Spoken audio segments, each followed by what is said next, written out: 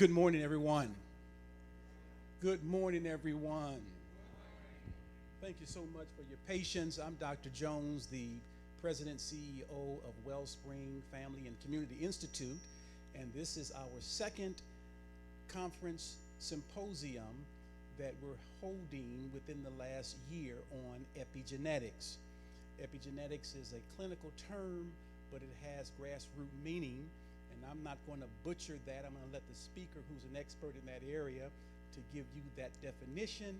I want to thank everyone from Harris County that came out, our community, our church, the members here at Greenhouse International, our staff at Wellspring, and all guests of the community that availed yourself today. It's going to be a two-part symposium.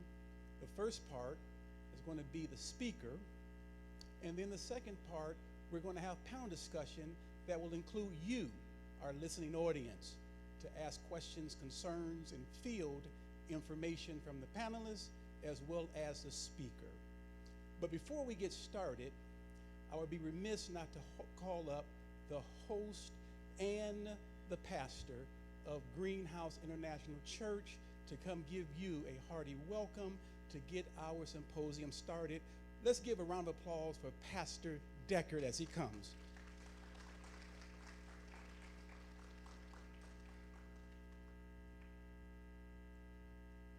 Thank you so much, Dr. Jones. Let's give him a great big hand of applause. He is the visionary that brought us all together on this morning. We've had coffee and donuts and kolaches. Now we're getting ready to receive some very valuable tools that will help us improve the quality of our lives, that will transform our families and communities. Listen, guys, I don't say this lightly.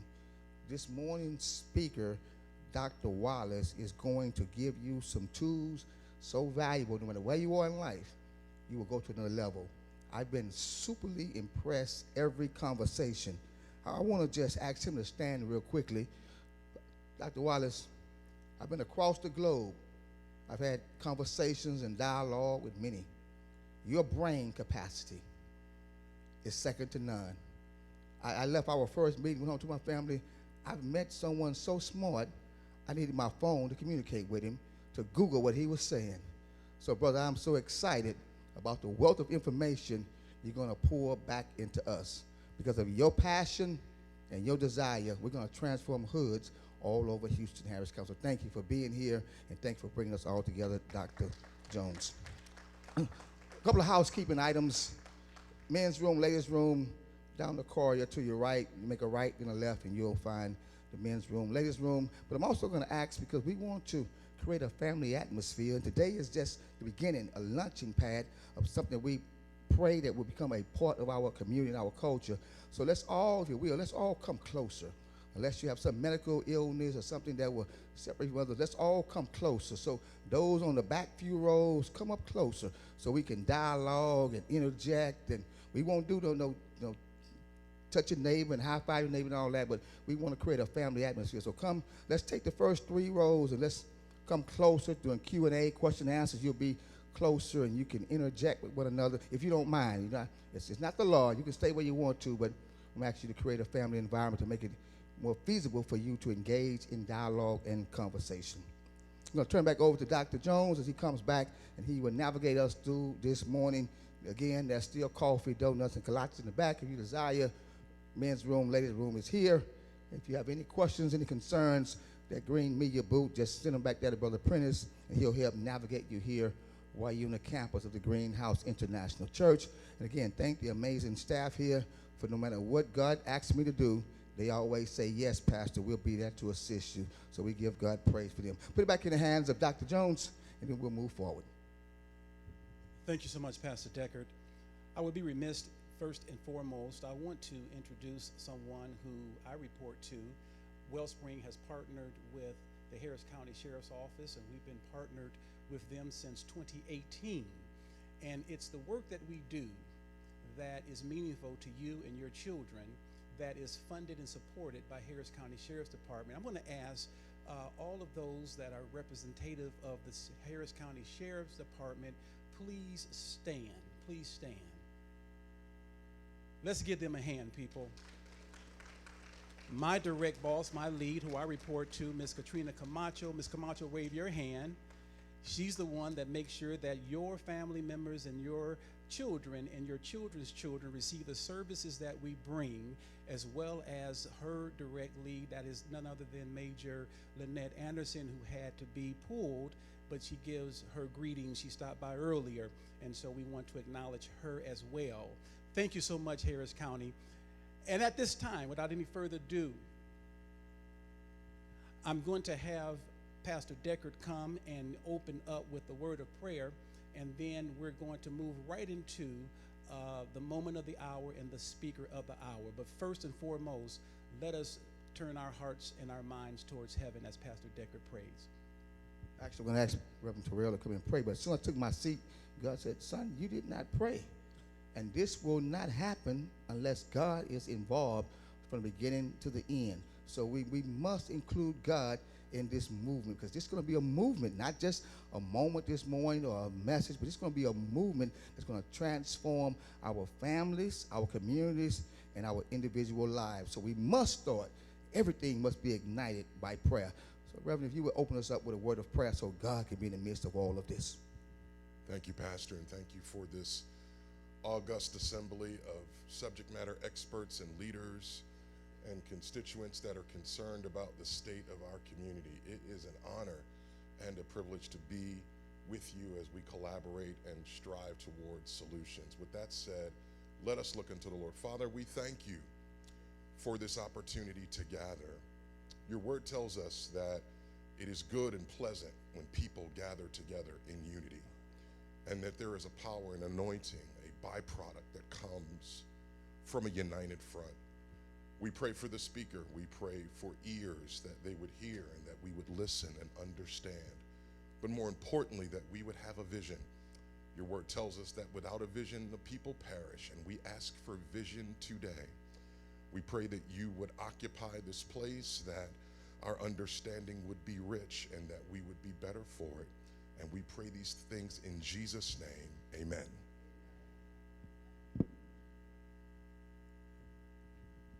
Thank you so much. And now we've come to the hour where we're going to receive information that I believe is life-changing.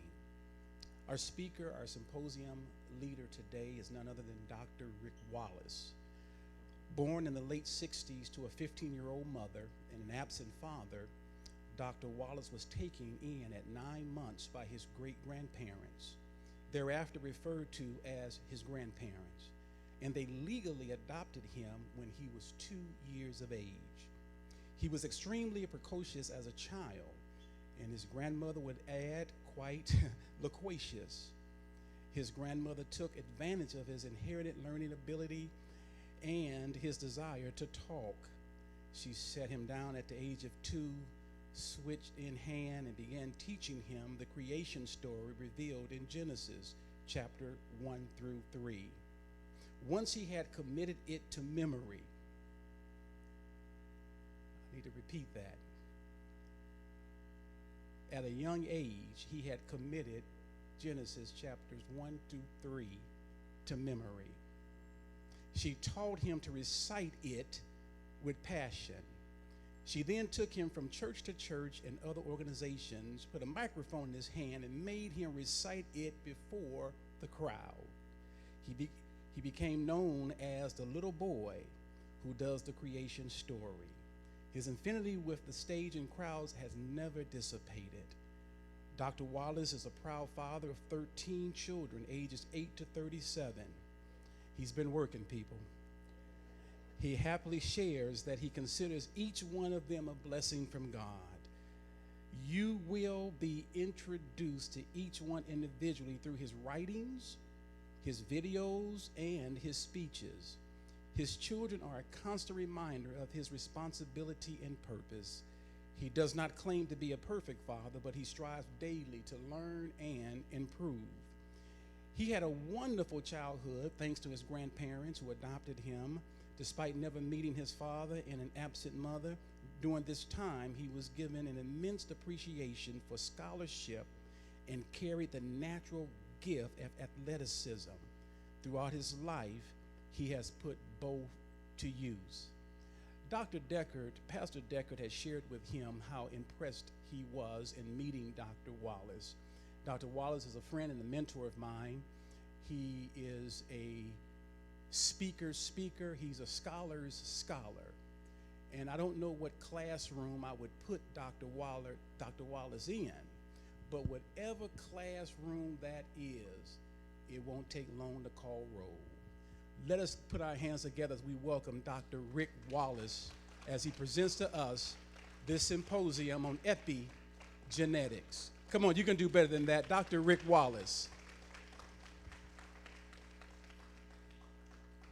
Appreciate it. Thanks, Doc. Hello, everybody. So, one thing my great-grandfather taught me was never be the smartest person in the room. So when I hear people talk about how smart I am and how gifted I am intellectually, they haven't met my friends. I got at least two of them in here. One of them just prayed, and you haven't even gotten close to what that guy can do. I have another one sitting in here who, if it's got anything to do with technology, just sit back and hush. None of these kids can come close to what this guy can do if you give him a keyboard, as well as his ability to take analogies and draw conclusions. There are some others, hopefully they will find their way here, but I met Dr. Jones in the cigar lounge. My buddies and my friends, this is where we come together and we collaborate and we have these conversations that you will hear about on some level today.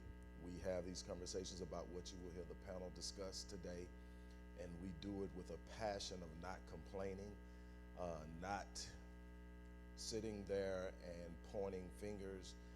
I'm not big on blaming anybody for anything, no matter what they've done. I'm more concerned with what can I do to make sure it doesn't happen again. And that's called accountability. And that's what we talk about when we sit down.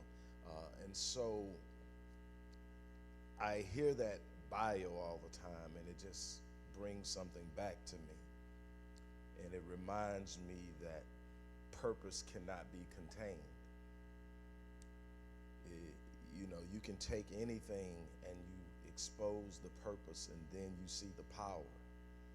I thank God that despite not knowing my dad, and when I say I had an absentee father, let me lay the context of that because it ties into what I'm going to share with you here. When I say I didn't know my father, the first time I saw him was in the casket at his funeral. I was 14 years old, and I had all these ideas and these visions and these hopes of aspirations of one day he's going to finally come around, and one day we're going to do this and we're going to do that. And I watched that descend into that ground, and I had to figure life out after that. Thank God I had my grandfather, but it was still a journey. My first book was The Invisible Father, Reversing the Curse of a Fatherless Generation. I've written 26 since then. But that book was cathartic. It allowed me to draw out and let go. I realized that I was literally in my early 30s, and every accomplishment I had ever had was trying to prove to a dead man that I deserved his attention. And it was in that I realized that I had to be what I needed to be. And as he said, I've never claimed to be a perfect father. I'm divorced and never claimed to be a perfect husband. But I love the fact that my kids allow me to be imperfect. We go through our moments, especially when anybody that's got adult children know this. We go through our moments where they not feeling me, I ain't feeling them. But the one thing that all of my kids understand is that if you pick up that phone and call me, I'm going to answer. And God's kind of like that, right? Yeah, God doesn't go, no, I remember what you did last week. No, don't call me today. No. But what I'm going to talk to you about is this drive that my grandmother awakened in me with that whole creation thing. She awakened a yearning to know. and I drove her crazy with it. I drove her crazy with it. And the yearning to know simply is you can't give me something and expect me to accept it. Now imagine growing up Christian in a house and all you got is questions. Don't go to that church today, boy, asking all them questions. I'm looking like, y'all know I went and asked those questions, right? Yeah. So the thing is, what it awoke in me, though, is the ability to go down into layers after layers after layers of the truth and not stay on the surface to discover why something happened. So you couldn't just tell me that, you know, blacks are at the bottom of the socioeconomic ladder and leave it with me, because there's a reason. And you can't tell me it's because of X, Y, Z, because that's not going to go. I'm going to go all the way to the bottom. And so in probably 1994, there was a prevailing theme that was moving about, and it was that, hey, at that time, I think it was roughly 120. It's been 120 years. Don't you guys think it's time that y'all get over slavery? And, you know, this has happened and that's happened. Don't you think it's time to get over from slavery? And I noticed that there are a few people that are non-black. Let me explain something to you. This isn't a racial discussion for me, but we have to acknowledge the fact that race exists, that there is a racial caste system, and I'm not one. My son, my oldest son, Roderick, is in here. He's 35 years old, be 36 in a month or so. He'll tell you that the one excuse you couldn't come home from school with was, my teacher is racist. Yeah, she might be, but you're going to have to get it, because that's all that's out there. So this isn't about an excuse. This isn't about blaming. This is about accountability. And so I'm probably going to make everybody in here uncomfortable at some point in time, because I'm going to make everybody accountable. So what does that mean? That means that even when someone does something to you, you have a responsibility to determine what you're going to do to make sure it doesn't happen again. And sitting up and pointing your finger and saying, you did this to me, does not stop them. What it does, matter of fact, let me tell you something about power. When power recognizes weakness, it doesn't give in to the weakness. It becomes more oppressive so that the person becomes, or the instrument or the company or whatever. Hostile takeovers make other companies weaker so that they can take them over.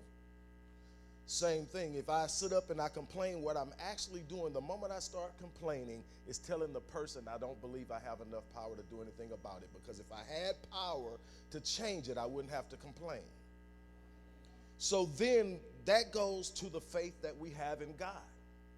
People, I've counseled pastors, I've consulted churches, I've done it for years. I at one point had a role of leadership and got frustrated because, again, I had one of the pastors come to me. If I may mention his name, you would actually know him. And he said, he's not in this city, he's in another city, but you would still know him. And he said, hey man, if you can't give me an answer to this question, I'm done. I'm walking away. I can't do it anymore. And I said, what's the question? He says, why is it that blacks are the most prayed up, spiritual, and churched people, and we're always in last place? I said, because we misuse prayer and we misunderstand faith. We want to pray for God to do for us what he sent us to do. One way that I say that often is, God will never deliver you from the giants he sent you to slay. So then what must I do? I must sit up and I must say, okay, this is happening to me. What am I going to do about it? The other part of it is we have an idea of God, but we put him in the box that we think he belongs in, and we'll talk about how powerful he is. God is omnipresent. God is omnipotent. God is omniscient. And then the moment we get into a problem, we'll say that we are the children of God. And the moment we get into a problem, we go, oh, woe is me. What am I going to do? I'm like, and my biggest revelation which is what prayer is really truly about if we're going to be honest about this. And I'm not here to give a sermon, but I want to open the doors to understand why we have power to change what we're going to talk about today. One of the most powerful epiphanies I've ever experienced was someone sitting up, and the crazy thing is, this guy wasn't religious. He believed in God, but he wasn't religious. And I'm complaining, and I'm looking, and I'm talking about everything that's going on. He goes, hey, look, man, I thought God was your peeps. I'm like, yeah, God's your peeps. So God is that dude, right? This is how he talking. God's that dude, right? I'm like, yeah, ain't nobody. So nobody better than God. God your peeps. God got all the answers. I'm like, yeah, God can do it. So you mean to tell me your peeps got all the answers and you here tripping? Say what it sounds like is you don't want to put in the work. I'm like, all right. So then I'm forced into this situation where I have to become aware of the fact that it's not no one else's responsibility to change my situation. And again, I'll go back to the point. You don't expect the oppressor to remove or release the oppression. You develop the power to make them want to. And if you never do that, if you never maneuver yourself into a situation, and I'm not talking about hostility, I'm talking about when you can move the way you want to move, you're not dependent upon somebody that really doesn't want to help you. You stop being the photo op for people who are eating off of your back. When you wake up and decide I'm going to do something different. But now let's talk about why we're here today. It's been 150 plus years since slavery ended. Let's say quasi-free. We're going to say quasi-free because one of the things that we have to learn, if we're going to be honest about how we got here, we got to understand the dynamic that brought us to this point so that we can overcome it. And we can't overcome it. We won't overcome it by complaining. We won't overcome it by pointing fingers. While we have a major gap, and that's the reason we're here with our relationship with law enforcement, we have to also be willing to hear both sides and understand why we think the way we think and why they see us the way they see us and why nobody wants to deal with each other. So the first thing is when someone sits up and says, well, it's been 100 and something plus years. When I first started this research, it was, like I said, mid-90s, so it was 120 something years at the time. Now we're talking 150. When you sit up and say that, you are saying, okay, it's been that long. Why are you guys still talking about it? Why are you walking around here doing this? Why can't you get your stuff together? Why are you struggling in academia? Why are you struggling in finance? Why are you struggling in social inclusiveness and all this other stuff, right? And so that would bring about the postulation or assumption that when slaves were quasi-freed in 1865, that we walked into treatment centers for the trauma that we had experienced for the previous 246 years. It would assume that there were no more negative situations that we encountered. It would mean that Reconstruction, the 12 years thereafter, was probably the most dangerous time to be a black person in the South, didn't happen. It would mean that the black codes that said we couldn't own property, we could not start businesses, and certain jobs we couldn't own because we were the skilled laborers, didn't happen. It would mean that convict leasing, which is where we were legally allowed to still be slaves if we were actually found guilty of a crime and put in jail, the precursor to private prison industrial complex, that we were put in jail and leased back out many times to the very plantations we had been freed from. It would mean that redlining didn't take place, urban renewal, benign neglect, mass incarceration, miseducation, and on down the line didn't take place. So in the terms of trauma, what you would have is a traumatic experience which in and of itself has to be dealt with, has to be treated. You would sit up and say, okay, now there's re-injury, or what we would now refer to as complex trauma, meaning that you didn't just experience one traumatic event, you experienced multiple events and you haven't dealt with the first one. We send a soldier overseas. He does a tour for 6 months to 9 months. He experiences some things that nobody ever wants to see. He comes back. He's treated for years to confront that one experience. Here is where it gets interesting. We've had multiple experiences, but that's not the thing. When I first started to do this research, I came across a study that totally blew my mind. It was about the Holocaust. There were children who were grandchildren of Holocaust survivors. Now, this is important because they weren't even born during the Holocaust, but they were having dreams about the Holocaust that they had never been told about, and the dreams were accurate. This introduced the world of epigenetics, not just from genetic understanding, genetic unraveling, and all of the things that we come to know now, but it introduced it into a world of how are we projecting? Because my thing was, I was there initially just to simply prove multi-generational trauma, that we are literally perpetuating trauma. The obvious thing to me was social learning theory. We are traumatized, so we are passing our traumatic behaviors and traumatic ideas and traumatic thoughts onto our children. That's a part of it, not even close to the biggest part. The biggest part was, there's this thing called an epigenetic tag. And I'm going to be very basic, and it's going to be very simplified, but I want to get you. This epigenetic tag is actually the result of a chemical reaction to an emphatic event.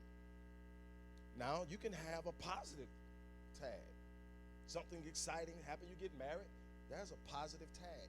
That chemical reaction is really the anchor of something positive, the positive emotion. But in the sense of trauma, the body keeps the score. We talk about the cognitive or the thought elements and components of trauma, but we don't realize that the biggest part of what we're experiencing is happening biologically and genetically.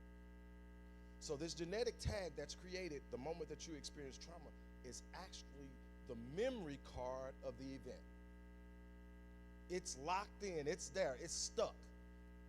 Now, there are different genetic processes that you can go through that will allow for some of that to be removed, especially through the cellular reproduction in the reproductive system, which is where most of that God designed it to be removed. So you're not constantly passing down these negative tags. It's designed to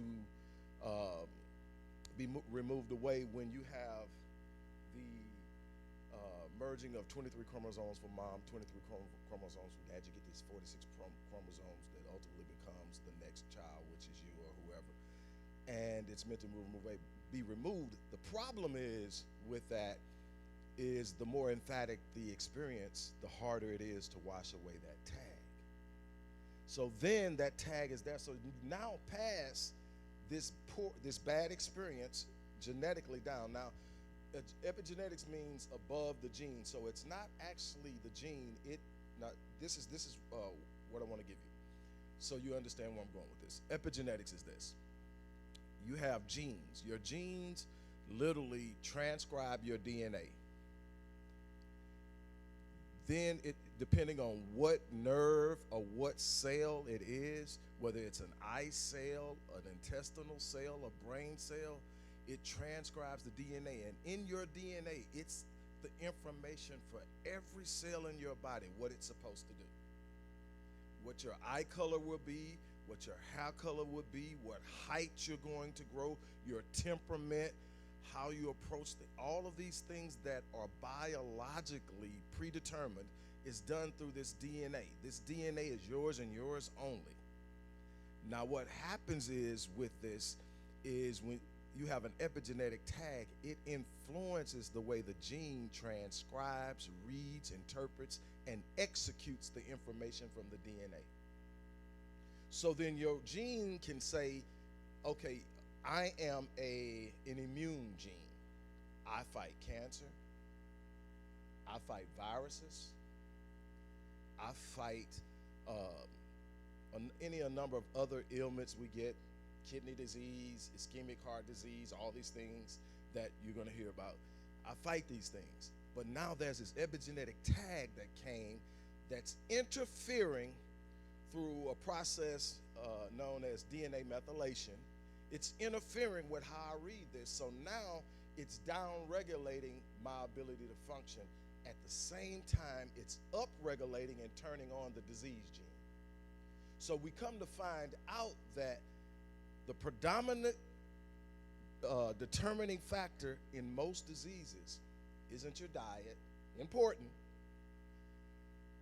isn't your family history directly, but indirectly it is because it's epigenetically influenced.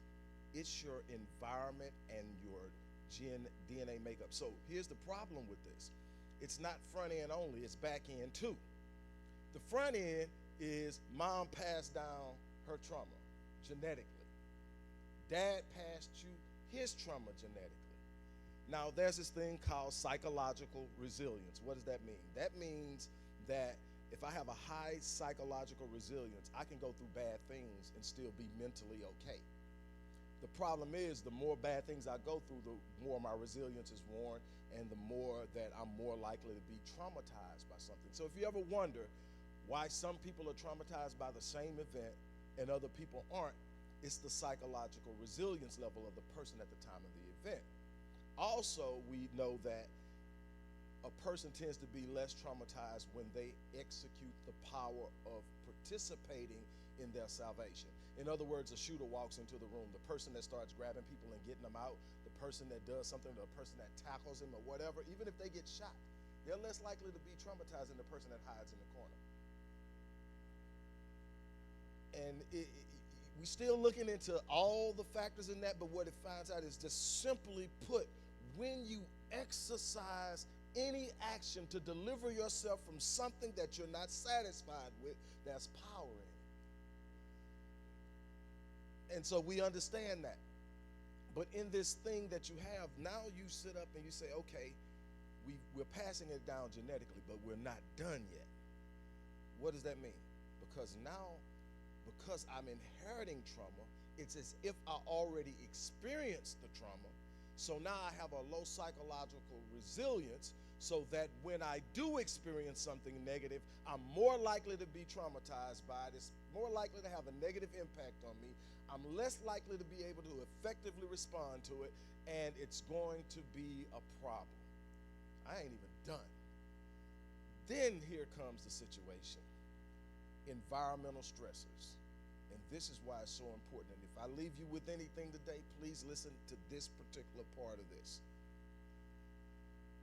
There's this thing in the epigenetic field called adverse childhood experiences.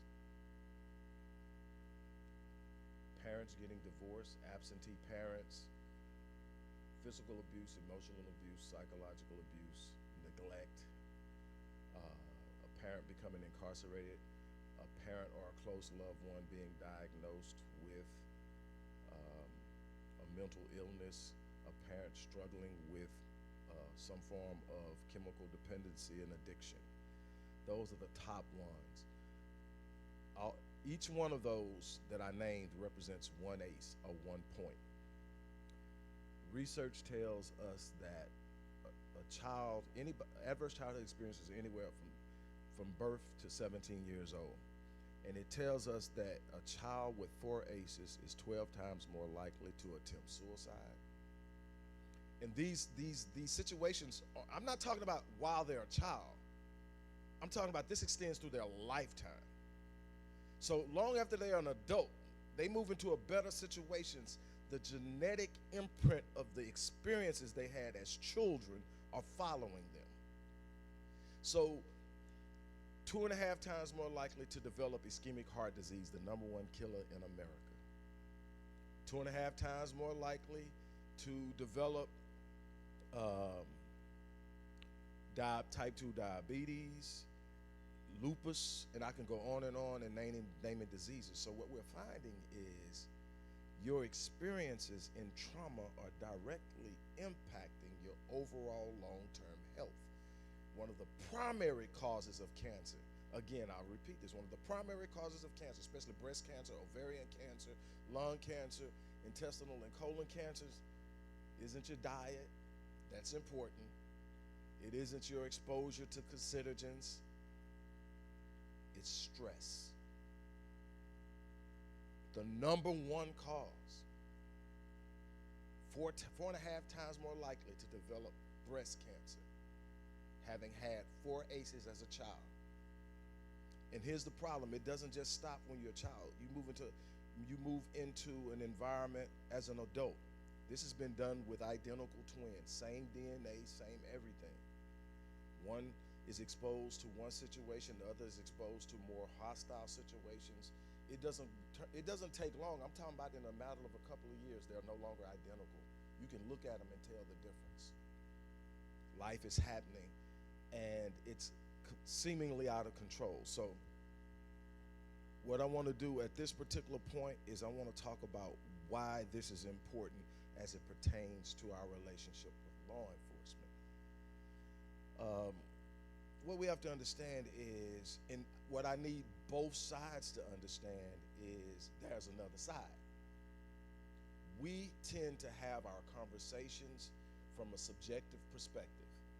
I only see it from what I'm experiencing, what I see, and what I know. What I can tell you is there's another side. When we get to a point to where we're willing to acknowledge that there's another side, marriages will last longer, parents will be able to parent better, communities will return to being communities, and we will create wholesome environments to where we can literally be able to build and grow. We cannot talk about the big lifting when you can't talk about the big lifting when your back is hurt.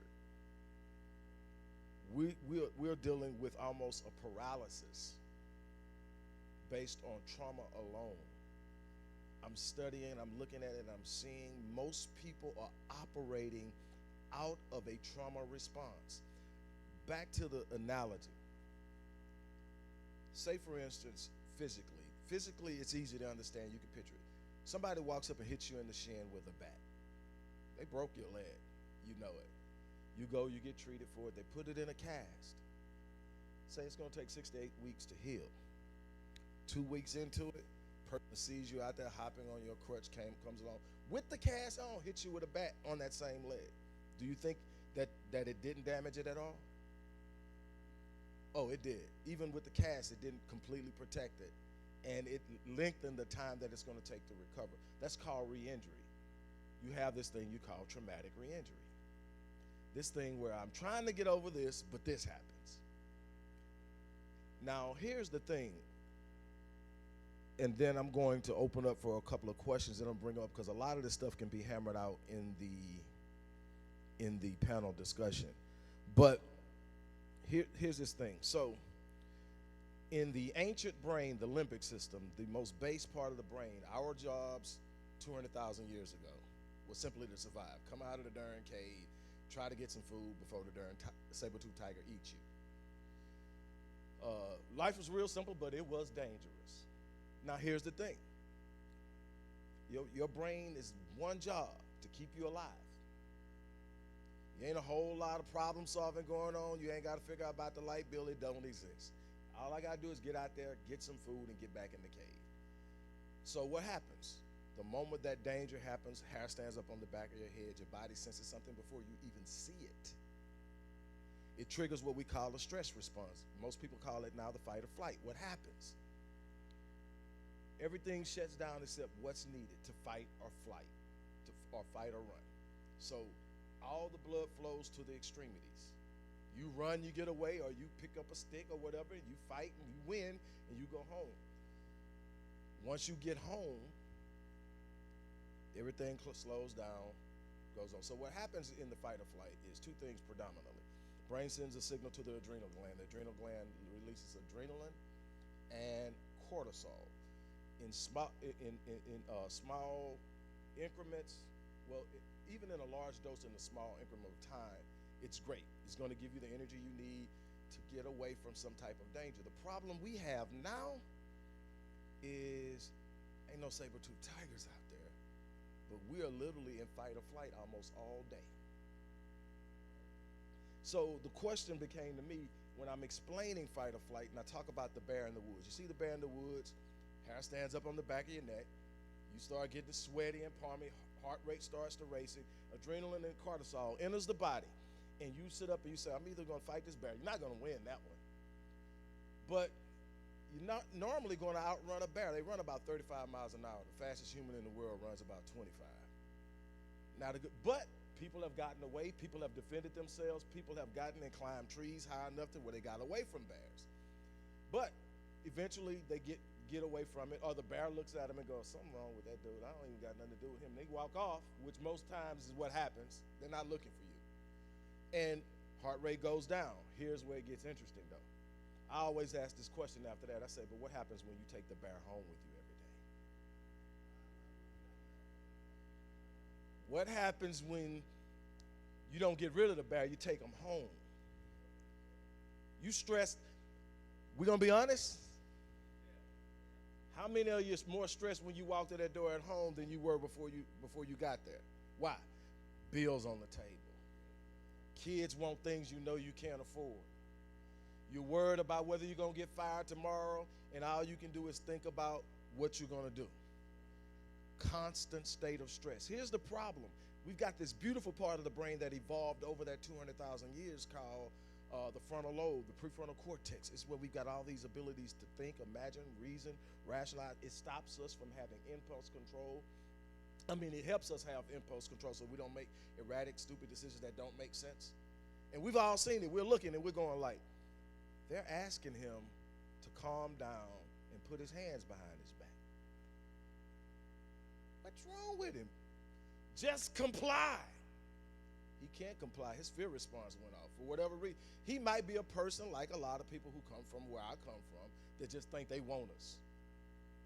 And the crazy thing is I've had a lot of good experiences. Some of my best friends are police officers.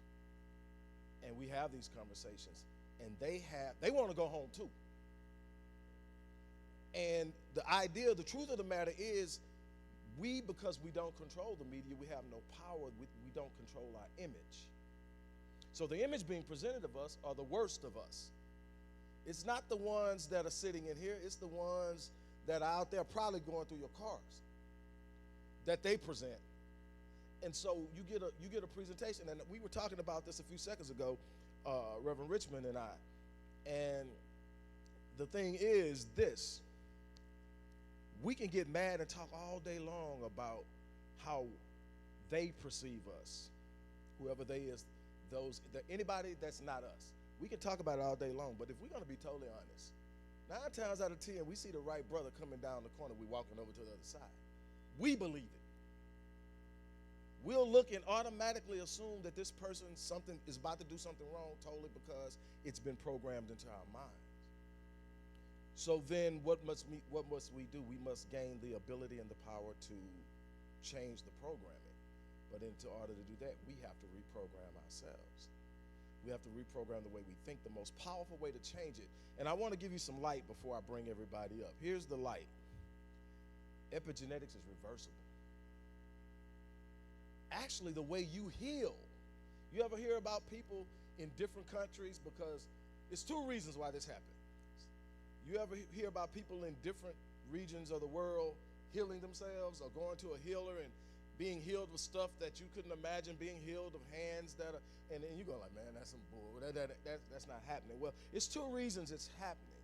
Number 1 is they understand the power of the mind to create. See, God designed us. It's a beautiful thing. It says, as a man thinketh in his heart, so is he. In Eliphaz, in his discussion with Job, told Job, you should declare a thing and it shall be established for you. See, it's self-talk. It's what you speak. It's what. But here, the biggest part is what you believe. Every time Jesus healed somebody, he followed with, by your faith, you are healed. It said that not many in his hometown saw his miracles. Why? He was just a carpenter's boy. To them, man, JC, get out of here with that, man. No, but you go to places, and the more you believe in something, the more powerful it becomes. If you start believing in your liberation, if you start believing in your healing, it happens. So what we know for a fact is something as simple as meditation can reverse illnesses. We know this because we are studying it and we are seeing it. You literally see tumors getting smaller. No treatment. outside of spending time in the presence of God and marveling at what God can do if you let him. But if you don't deal with all of the other things that are going on around you environmentally, there's going to be a problem. And then, so how do we bridge this gap? Because it has to be bridged. We have to first and foremost start with understanding that, in other words, when someone judges you based on something some dude on television did, how do you feel? When they look at you and say, you got dreads, so you must be the weed boy, how do you feel? That's the same way a police officer feels when you say, because you saw that person do that to that person on the thing, that's how they are. We have to start standing in the shoes of the next person to understand that everybody in here is a human being. There is no one group that's all good and one group that's all bad. And then, because what happens when you start thinking just because they do a job, they're a certain type of way? You start getting disenfranchised. That even works with us ministers, pastors. You're upset because you thought everybody was going, no, we're human. We make mistakes. We are in need of grace ourselves. But when you start sitting up and talking about grace, be willing to give it. And that's both sides. Be willing to give it. Be willing to understand. But again, you've got to be in a place where you want to build something. That's why when I talk to Pastor Deckard, that's why when I talk to Dr. Jones, my thing was, is it going to be something that perpetuates out? Is it going to be something that we're going to challenge everyone to do the work? See, I'm not one that travels to speak to complain and point fingers. I'm one that travels and say, okay, what are we going to do with what I give you? What are you going to do with what I give you? Because that's the same question God is asking. Because at the end of the day, what is life going to be about?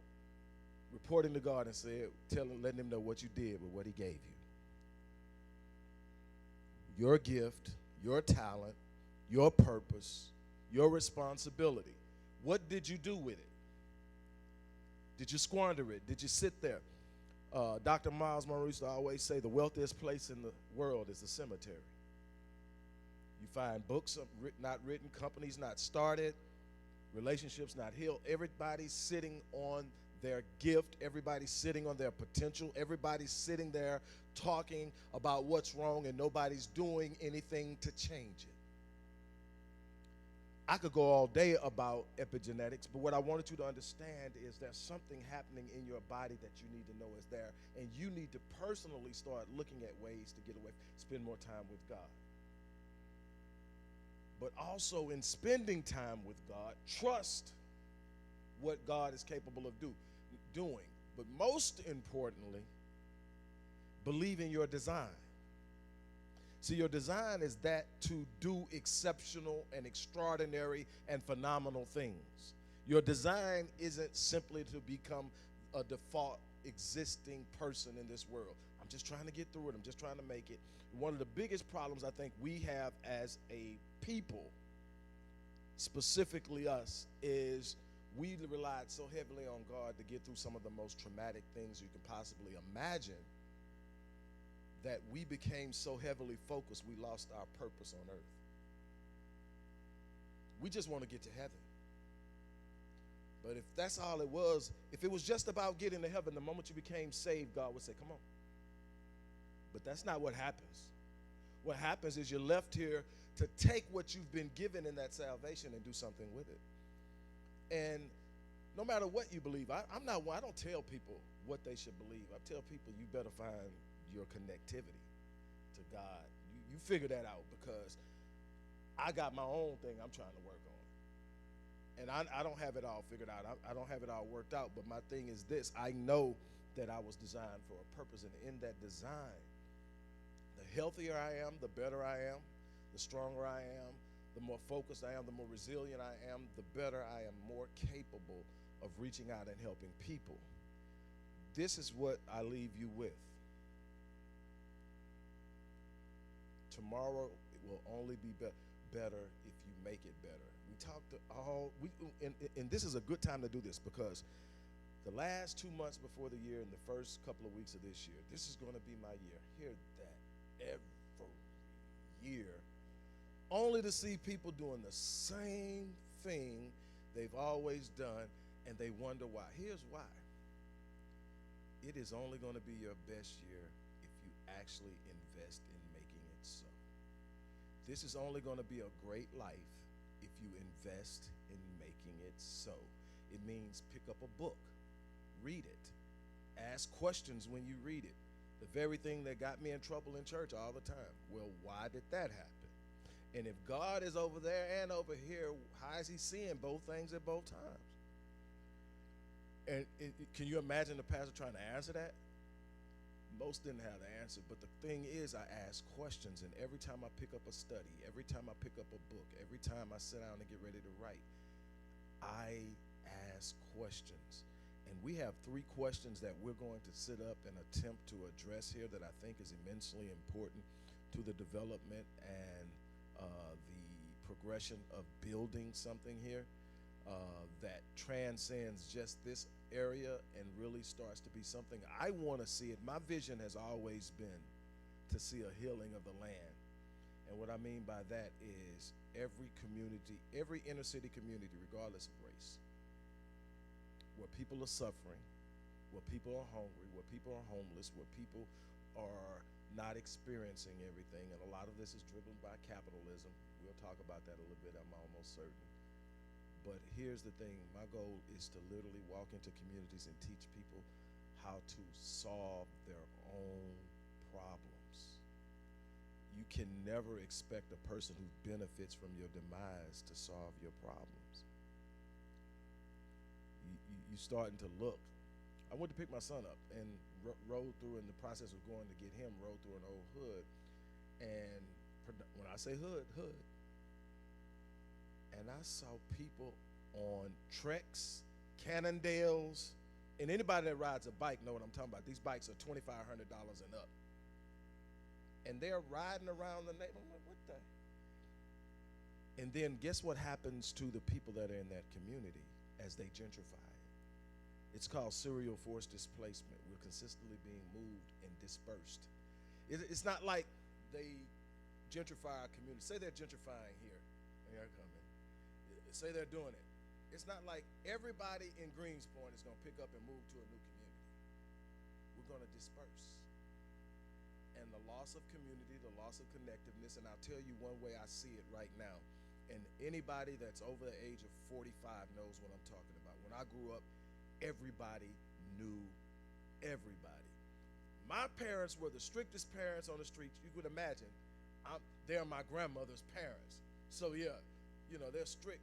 But I could be 5 blocks over in somebody else's yard, and their mom could be the easiest going, let their kids do whatever they want to, come out on their porch and see me doing. Rick Wallace. Miss Wallace, I know she don't know you around here. Do you want me to go around there and tell her you around here doing that? And now she let her kids do it, but she knew that I couldn't do it, and we held each other down that way. You didn't hear about somebody's lights getting turned off because they weren't going to let that happen. You didn't hear about nobody starving because I done seen my grandmother go in that deep freezer many times, pull out food. But what happens when you move into a neighborhood, nobody knows you. And nobody knows. I've seen them say, what's your neighbor name? I don't know. They live next door. But that's what happens. And that literally messes with your mind as well. That messes with your psyche. That messes with your hope. That messes with your natural desire and genetic call to come together. We are by nature social creatures. God designed us to work together. And we're constantly being fed an impulse of individualism. And to the point we got now to we're almost at the point of antinomianism, which means that you just do whatever you want to do. And how many times you hear, man, it ain't my problem. We do what we want to do, as long as you don't do nothing. But that's not how that works. There's a collective consequence for individual anarchy. And so that's why you need the police. is because that individual anarchy turns into a total social chaos if you don't check it. And if you can't come out of your house without looking both ways and hoping whoever's down there at the corner gone, somebody got to do it. To my friends in law enforcement, understand that we know you have a hard job. Because see, you work behind the badge, but you go home to the same challenges we go home to. A wife that needs you to be a husband that needs you to be a wife, children that need you to be parents, and you have to take off that shield of toughness to present softness in your home. I know for a fact that's not easy. I know for a fact taking that Superman cape off and walking in and just hugging your wife and hugging your children isn't easy. I know going out there and making up in your mind, is this the guy that's going to hand me his license or shoot me?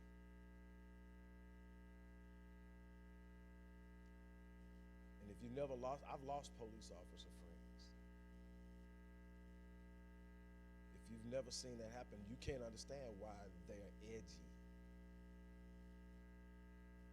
I'm not making excuses for either side. I'm saying that the good people on this side have to connect with the good people on that side, and then we root out the bad people on both. And that's how you build.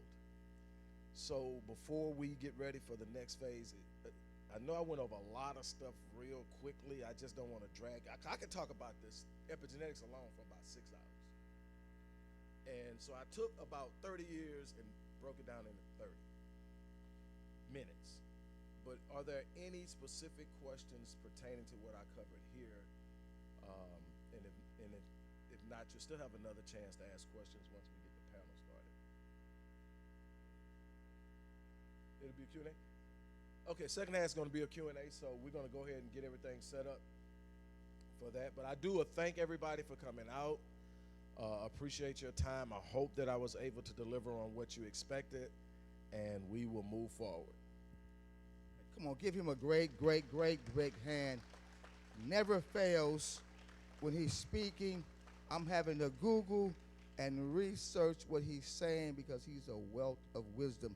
And my plans is to stay connected throughout this year and have him present as often as possible, not only here but across this city and county, because what he's giving us is very needed. Let's take about a 5 to 7 minute break, restroom break, coffee break, stretch. Then we'll bring the panel up, and there'll be Q&A during the panel discussion. And I pray that you are being blessed. Take this. This is all on YouTube and Facebook. Take it, share it with others. Every man and woman of color needs to hear this and be informed. Every man of color, every man and woman of struggle need to hear this, because this is like our freedom passage. So let's take a 5 to 7 minute break, stretch. That's coffee, kolaches, donuts in the back, restrooms over to the right, and we'll be setting up real quickly for the panel discussion. Get about 5 to 7 minutes.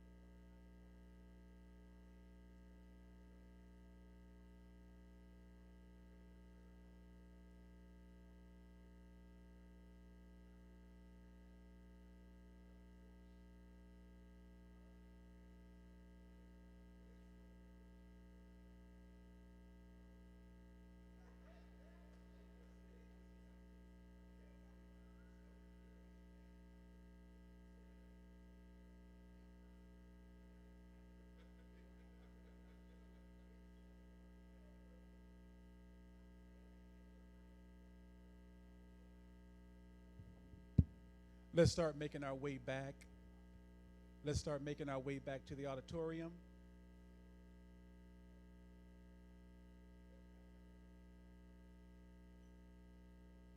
Two-minute call. Let's start making our way back to the auditorium.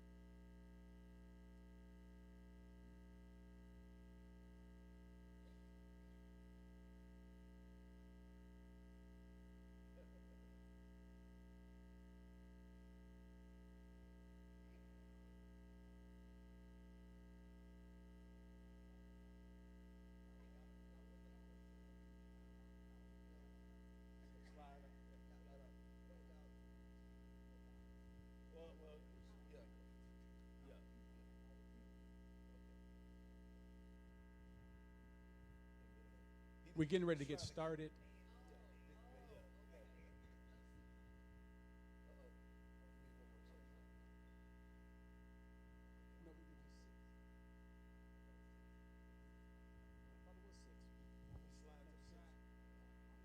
Nadia, Jermaine. We just got the 6.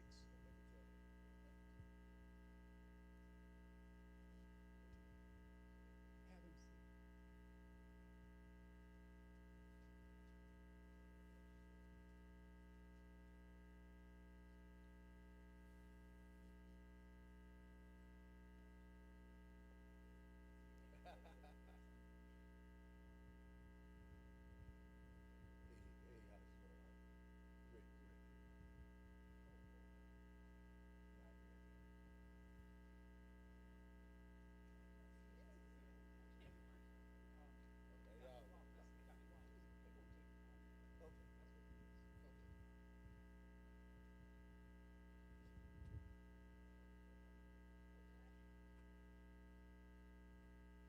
Okay, we're going to get started with our second half. This is the Q&A part, which is the most important of our symposium.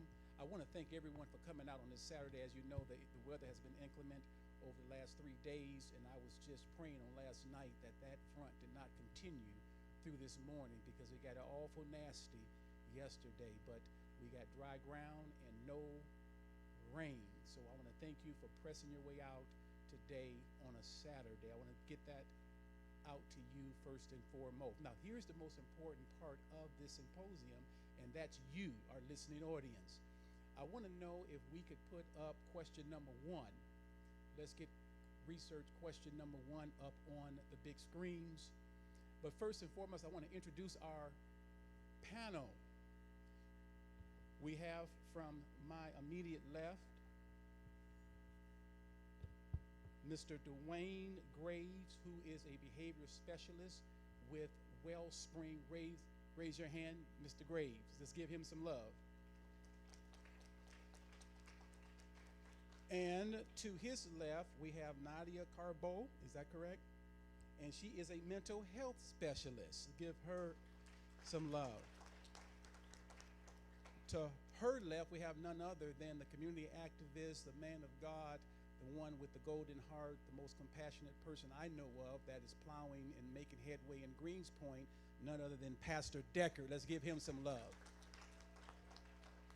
And to his left, my boss, my direct contact, she is the reentry inmate educational manager with the Harris County Sheriff's Office, Miss Katrina Camacho. To her left sits none other than the one who opened us up with prayer, and he is the Reverend Terrell Richmond. And then we have another community outreach specialist, and he's going to anchor the panel. That is none other than Jermaine Parker. Mr. Parker.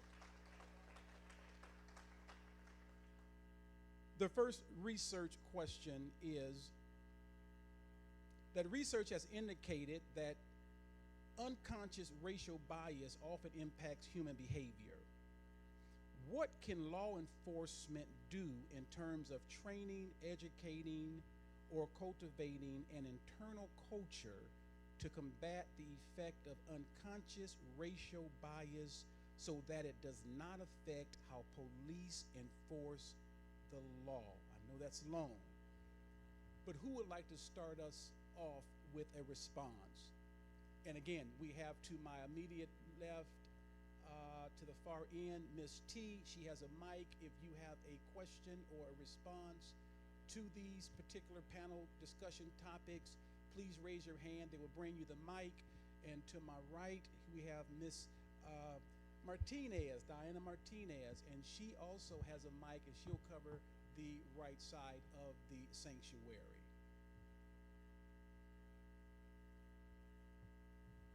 I'll start, if you don't mind. As I was sort of meditating on the question, I think the operative phrase is creating a culture. And I'm obviously going to have a bibliocentric sort of lean or lens to the question. And the question kind of leads me to the book of Isaiah, where there's really a command to a society, a community that has gone sideways, both from a leadership as well as from a citizen's perspective. And the direction that God gives the prophet is to learn to do good, correct oppression, and flee from evil. I think the notion, and I'll wrap this up real quickly, is that corrective action or achieving justice or learning to do good is not a destination, but it's a journey. And we have to create a culture at all levels of government and all levels of community that we are committed to learning to do good. And learning to do good means I'm taking in new information, I'm taking in new data, new insights, so that I can perpetually adapt and change even some of my biases or prejudices or preconceived notions so that good outcomes can occur.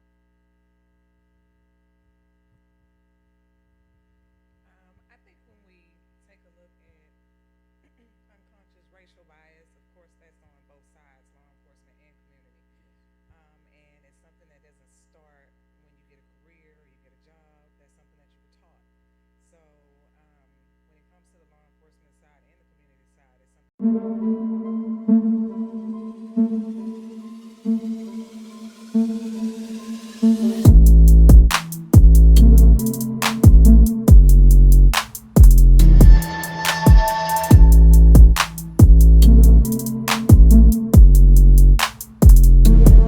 That we need to look at, reevaluate in ourselves, and do something different.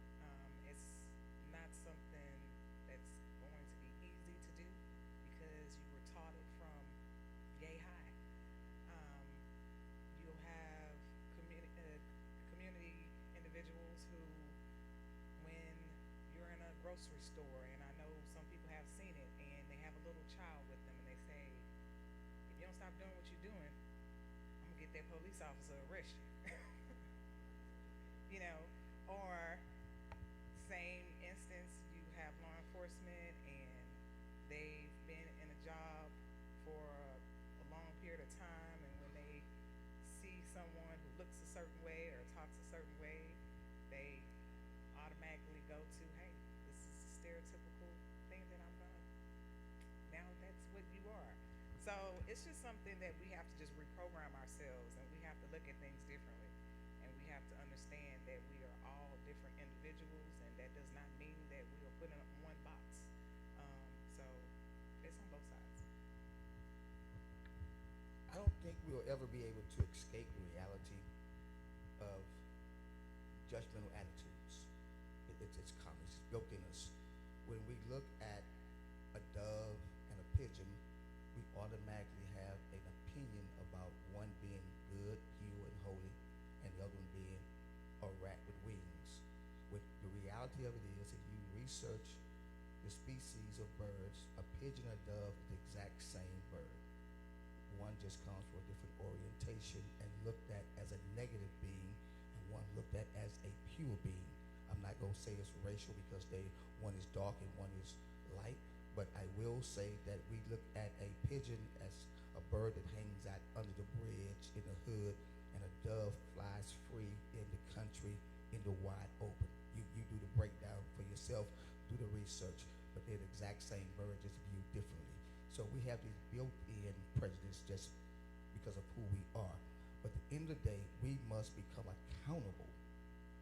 We must become accountable to ourselves, our families, and our communities. And if we do that, then we can, as I think it was Rodney King once said, then we can all just get along. Anyone else on the panel want to address that? We have time for one more panelist. From a mental health perspective, when it comes in terms of, it says the unconscious racial bias, it's important to do a lot of self-assessment and be aware what that entails, because a lot of times we are not aware of what our bias is, and we've been conditioned to behave in a certain way. So really, number one is knowledge, and then that willingness to be able to modify the behavior, and then holding yourself accountable and continuing to modify the behavior. We have what we in the mental health field as far as conditioned behavior, and if you're brought up in a certain way and those biases have been embedded in you, it continues.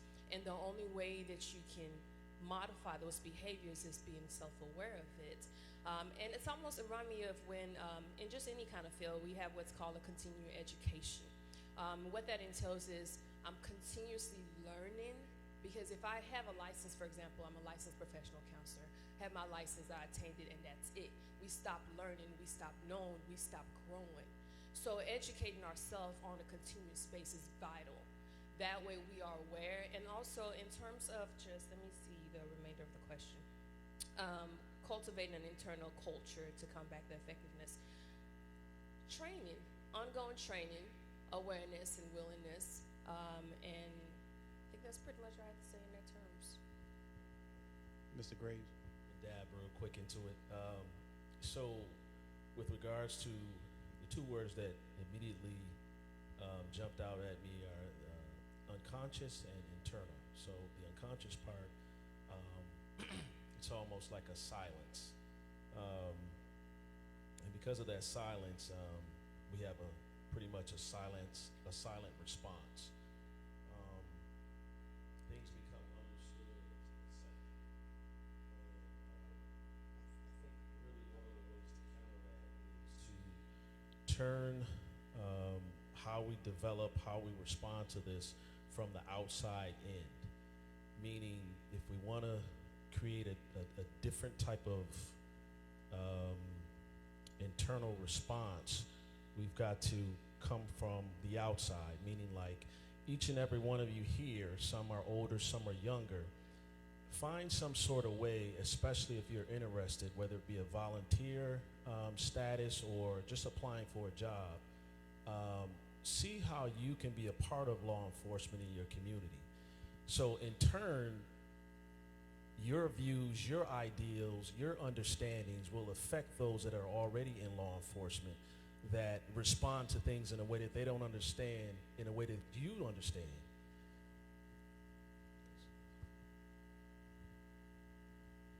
Mr. Parker.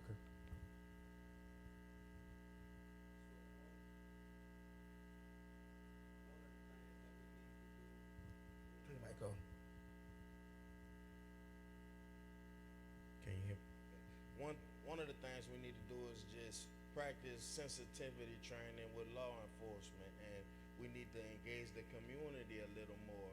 So when they have victims of violence and certain things that happen, balloon releases, funerals. That's a time to actually, for law enforcement and the community to come together and establish a relationship and meet each other with empathy, a respect for one another, and that's how we can change the narrative of us being scared of the police. And we just have to come together and treat people as people.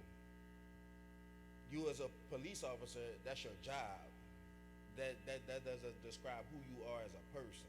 So meet us as one-on-one, as man against man, woman against woman, man, and that way we could treat each other the proper way, we can engage each other in the proper way, and then we could close and change this narrative. Let us put question 2. That's a good segue into, Mr. Parker, the second question, and I'm going to put that up on display. This question is for you, the listening audience, the community. And the question is, in what ways, if any, have the grand jury decisions not to indict police officers in highly publicized cases of police brutality changed the urban community's perception of the legal system? We want to hear from you now, the community. What perception does your neighborhood have? What perception do you have? What perception has been shared with you as to the way police are viewed in your community? Raise your hand. We have some walkers with the mic. We have one here.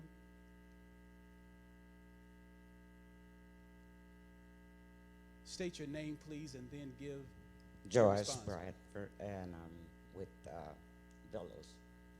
The main thing is trust. Right now, no one trusts. So to me, that's the main thing.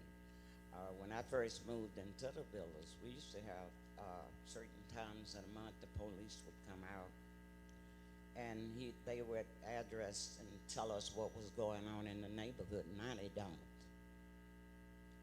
And So that makes a big difference. Yes.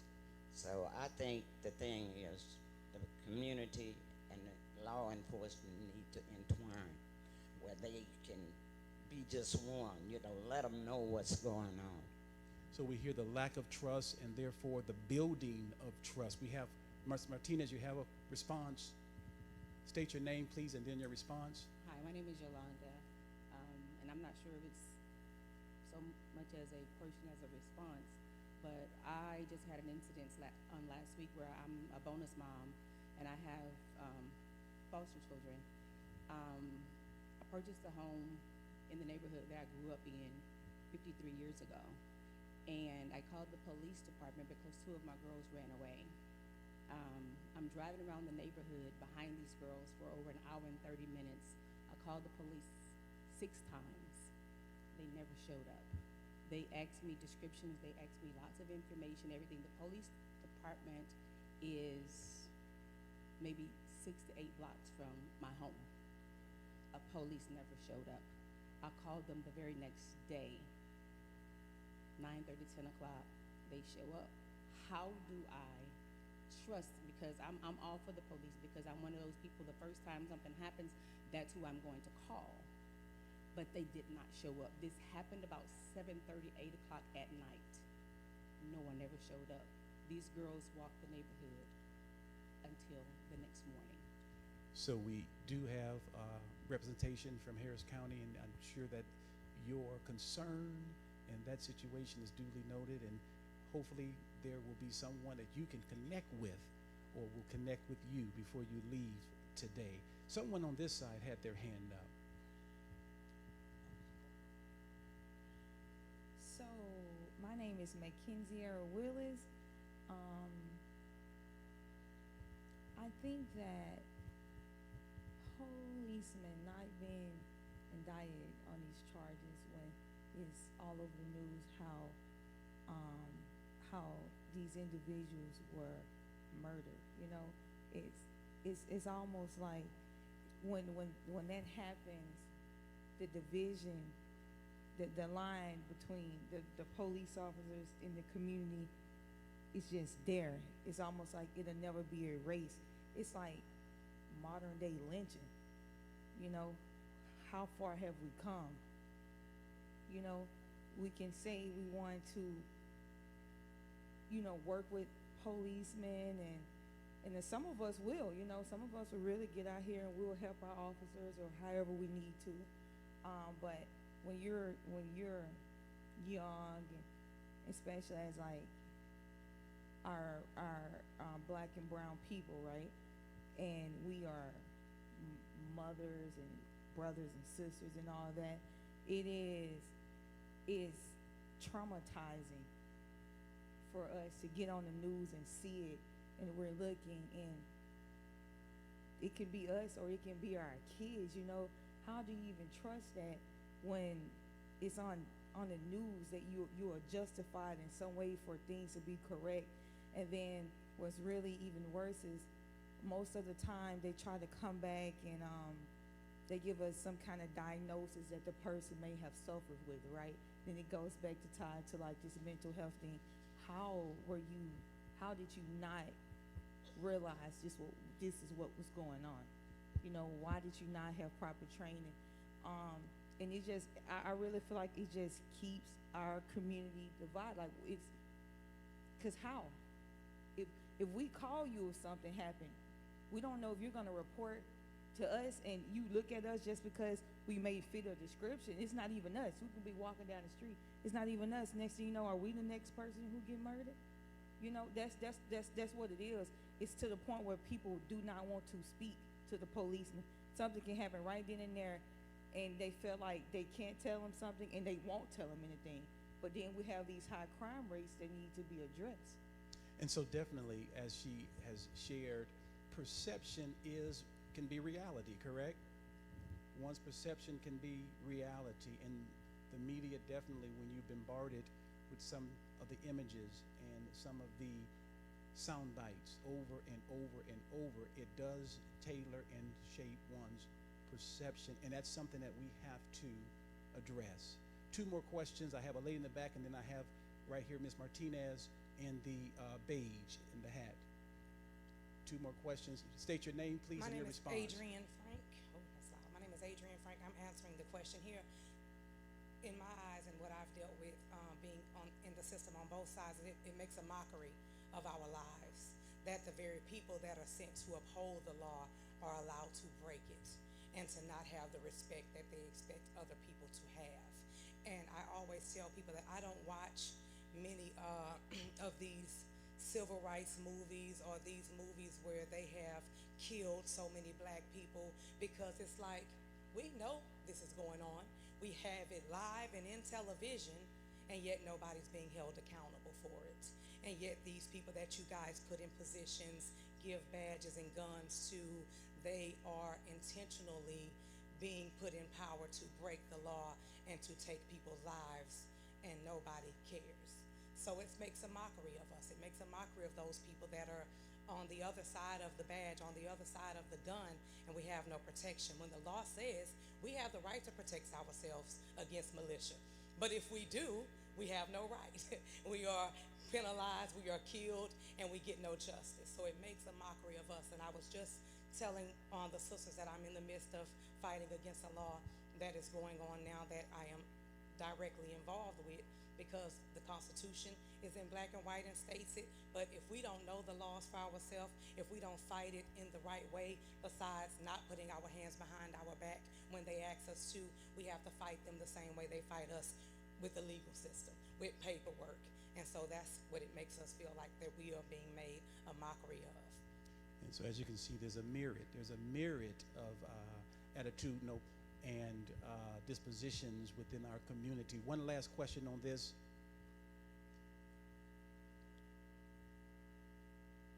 One last question. Yes. I think we'll take the gentleman in the back. Yes. How you doing? My name is Tyrone Jones. I'm a member of this church. My thing is, I'm 54 years old. From the age of 9, I've been in the system. I live in Fifth Ward, and my problem was, every time the laws came out, it was white. I ain't throwing a racist card out there. I'm just throwing it like it is. And they never understood, or they don't understand, that in that neighborhood, you got to have somebody who gon' you got to have some black people who gonna understand. And I'm not knocking nothing, because all my life I never talked to the laws, never did. But since I've been coming to this church, I have a very good understanding of the law. I even know him from the county.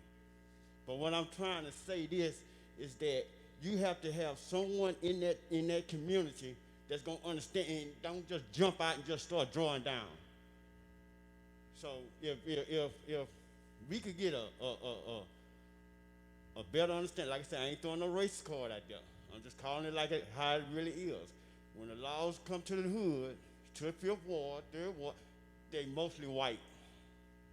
And we already know the tension that's gone down between that. They shoot first, ask questions later, or they beat you up and you know, throw you in jail, come up with something. But you also have some good white laws. They ain't all of them ain't bad. You know, it might just be one or two. But that's what's throwing the community off. That 1 or 2. That's what's doing it. So if you could get somebody to just understand the community you in, because you better go to River Oaks and see a black law around there, or Mexican. You're gonna see white laws over there.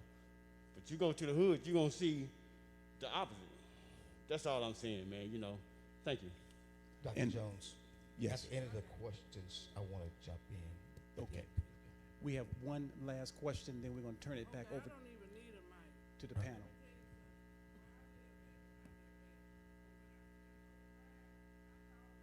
Give it a mic because we're like you. Ma'am, you do need a mic. You do need a mic. I stay in apartments. I have called the laws. I have also seen them breaking in cars and called the law. And they still have me on the phone. And I say, do not come to my house. I'm going to tell you what he got on. I'm seeing it right in darkness that he's breaking in cars. What he has on, what he looked like. Do not come to my house on a 911. And they came to my house anyway. And I told them, look, I said, I'm not opening the door. I told you don't come to my house. I told you everything he had on, that's the guy. And what his hair looked like, everything. And still knocked on my door. No. Okay. Now we're going to turn it back to panel. You have heard, though some may have come forth facetiously, but it was honest and it was their truth that they spoke pertaining to their own involvement with their community. Is there anyone on the panel, you've heard 4 to 5 people speak from their own dispositions? Any response, any narratives? Yes, I do, and I want to start off with the precursor of saying I am not a law enforcement apologist, but I have evolved into this person now that works closely daily with law enforcement, with Bloods, Crips, gangbangers, murders, because I've understood now that we're all the same. We may wear different uniforms. So I'll backtrack real quickly. If you go back and look at any footage of any protest against law enforcement in Houston, Harris County, you will see me out front leading because I was part of the planning process and the protest marches. For a long time, that's what I was known for, being out front. And while everybody was saying blank the police, I wasn't saying that phrase, but I was right there leading the protest against police. At one point, believe it or not, the score was 288 to 0. That means that 288 situations went before the Harris County grand jury, and 288 times they came back and said that law enforcement be no bill, which means that they were better than Michael Jordan, Muhammad Ali, and everybody else. They didn't lose in 288 situations. And so I was upset, I was angry, I just misunderstood the process of law enforcement. And then something happened real close in this community. A young man had an encounter with law enforcement, and he was killed on the corner of Greens Road in Imperial Valley. It was very tense. It was getting very violent, and I stood up in the middle and was able to, through the power of God, to de-escalate what was about to be a very violent scene. But at that point, I started to realize there's something deeper than what's going on in front of me. And I looked around, and as I started doing my research and talking to the people, the young man that had the encounter with the police that lost his life, the community knew he had one, a mental health illness. They called it crazy. He's just crazy. They should have known he crazy. Then secondly, that he may have had some type of drug situation.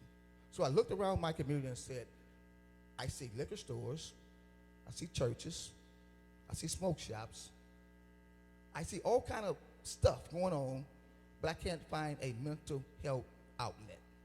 I can't find a addictive recovery outlet in my community. So I have to take responsibility that I am a cause of him losing his life, because I have not been aggressive enough to bring mental health to the hood. I have not created any outlets for someone with addiction to get recovery. Instead of saying she's crazy, no, let's find a situation that she can walk through a door and get the help she needs. So we are ultimately responsible for our communities.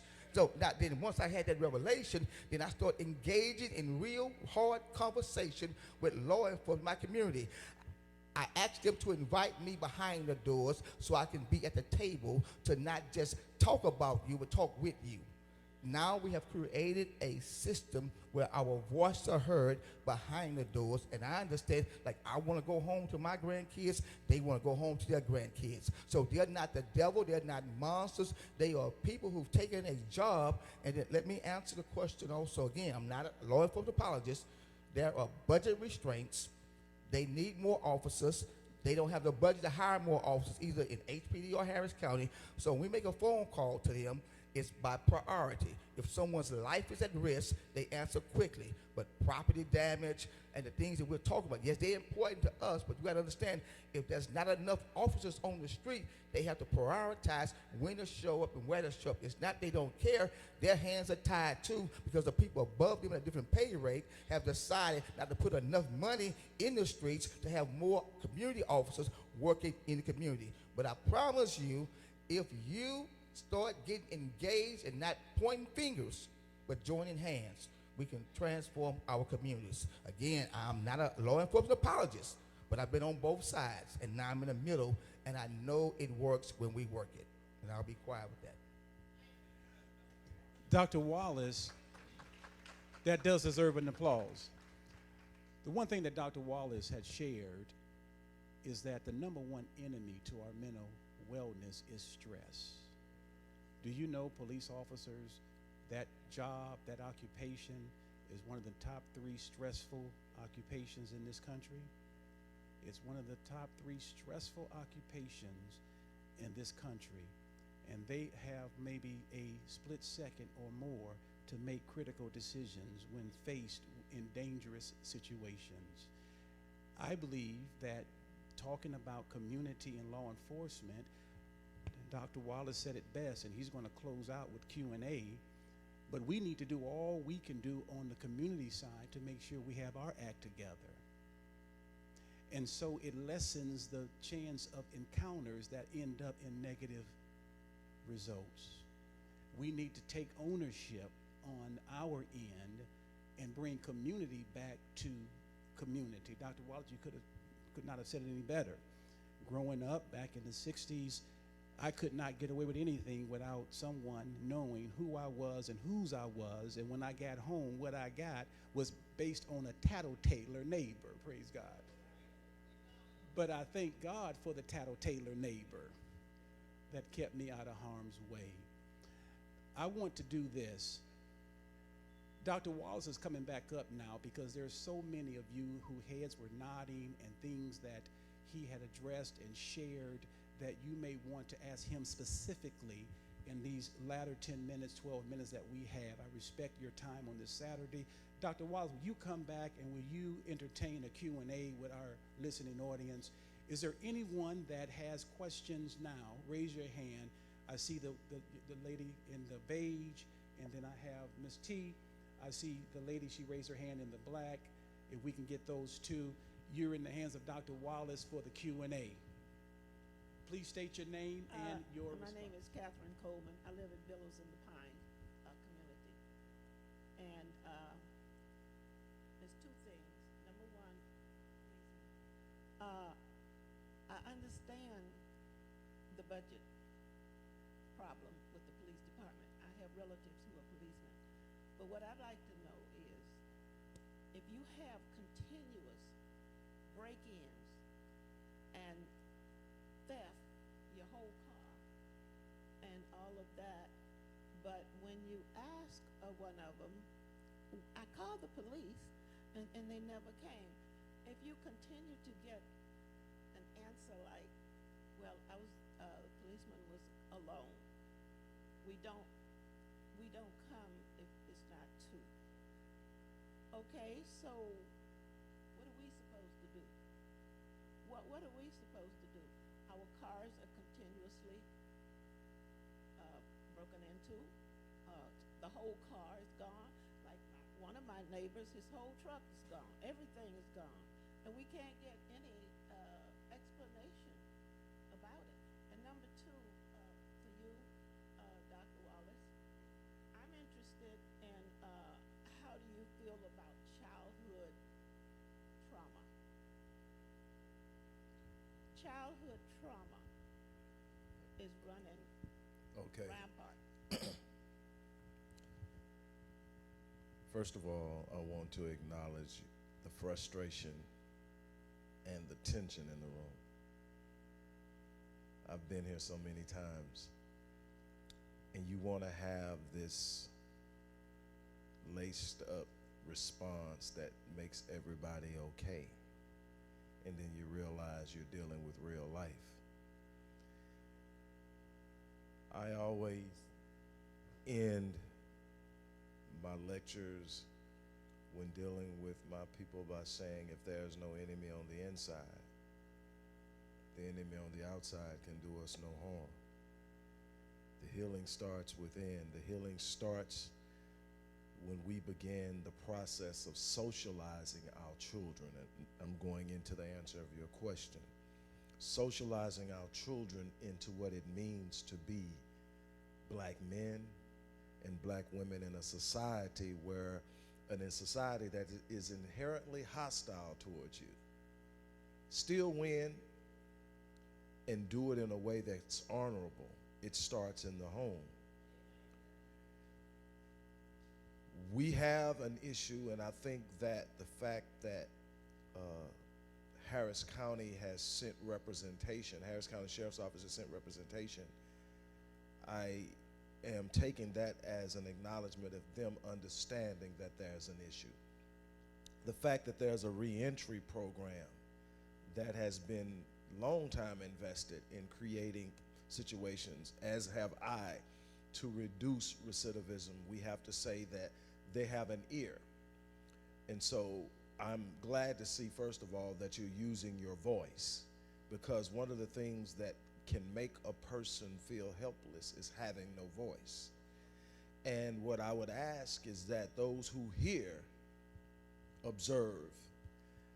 When it comes to childhood trauma, I agree with you 100%. That's what I was talking about when I mentioned adverse childhood experiences.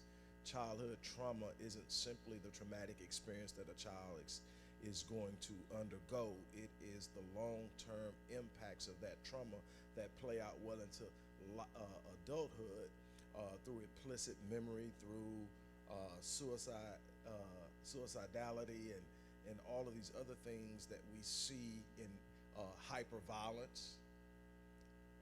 I did a study on African American adolescent and young adult male violence, and there were 5 primary precursors that you could literally, with great accuracy, if you were spending time with a young man, tell whether he was going to commit violence within a certain period of time. There's this scale, and the 5th thing is urban hassle. Urban hassle are all the things that kids in the inner city go through that the average kid doesn't. Ambulances and gunfire all times of the night. Sirens moving all times of the night. Having to navigate gun violence and gang activity and drug use just to get to school. These are what you call urban hassles, and it goes on and on. And if you're on the East Coast or in the Midwest, L trains all time of the night running by. Urban hassle. Well, it makes you edgy. The second one is being a witness to violence. Witnessing violence desensitizes the neurological makeup of your conscience which tells you it's wrong. You see it enough, it becomes easier to do it. Being a victim of violence. People hit you enough, and if we're honest, we've trained our kids. When something doesn't go your way, hit. Why? Because every time they didn't do what we told them to do, we hit. And I know a bunch of us saying, it worked for me. No, because you're hitting. Is there a way to deal with that? Does it mean you don't discipline? Absolutely discipline. Absolutely. My son is looking over there like, I know this dude is not sitting up there talking about not hitting nobody. But I learned. But the second two are the ones I want to talk to you about. The second one is the one that I work hard with, and that is proper racial socialization. The lack of proper racial socialization is the number 2 cause of violence among African American adolescents and young adult males. The first one is the feeling of being disrespected. If you go to most prisons now and you talk to guys who are there for some sort of assault or murder, they dissed me. And then the problem is, because they weren't properly racially socialized, they don't even know how to define disrespect. So how did he disrespect you? He looked at me. Now, I come from a time that the way you show honor and that you are honorable and not being deceptive is to look a man in the eye. And because we haven't been directly engaged in the 1.5 million black men that are missing, or actually the reason we're here, 1.3 of them are in prison.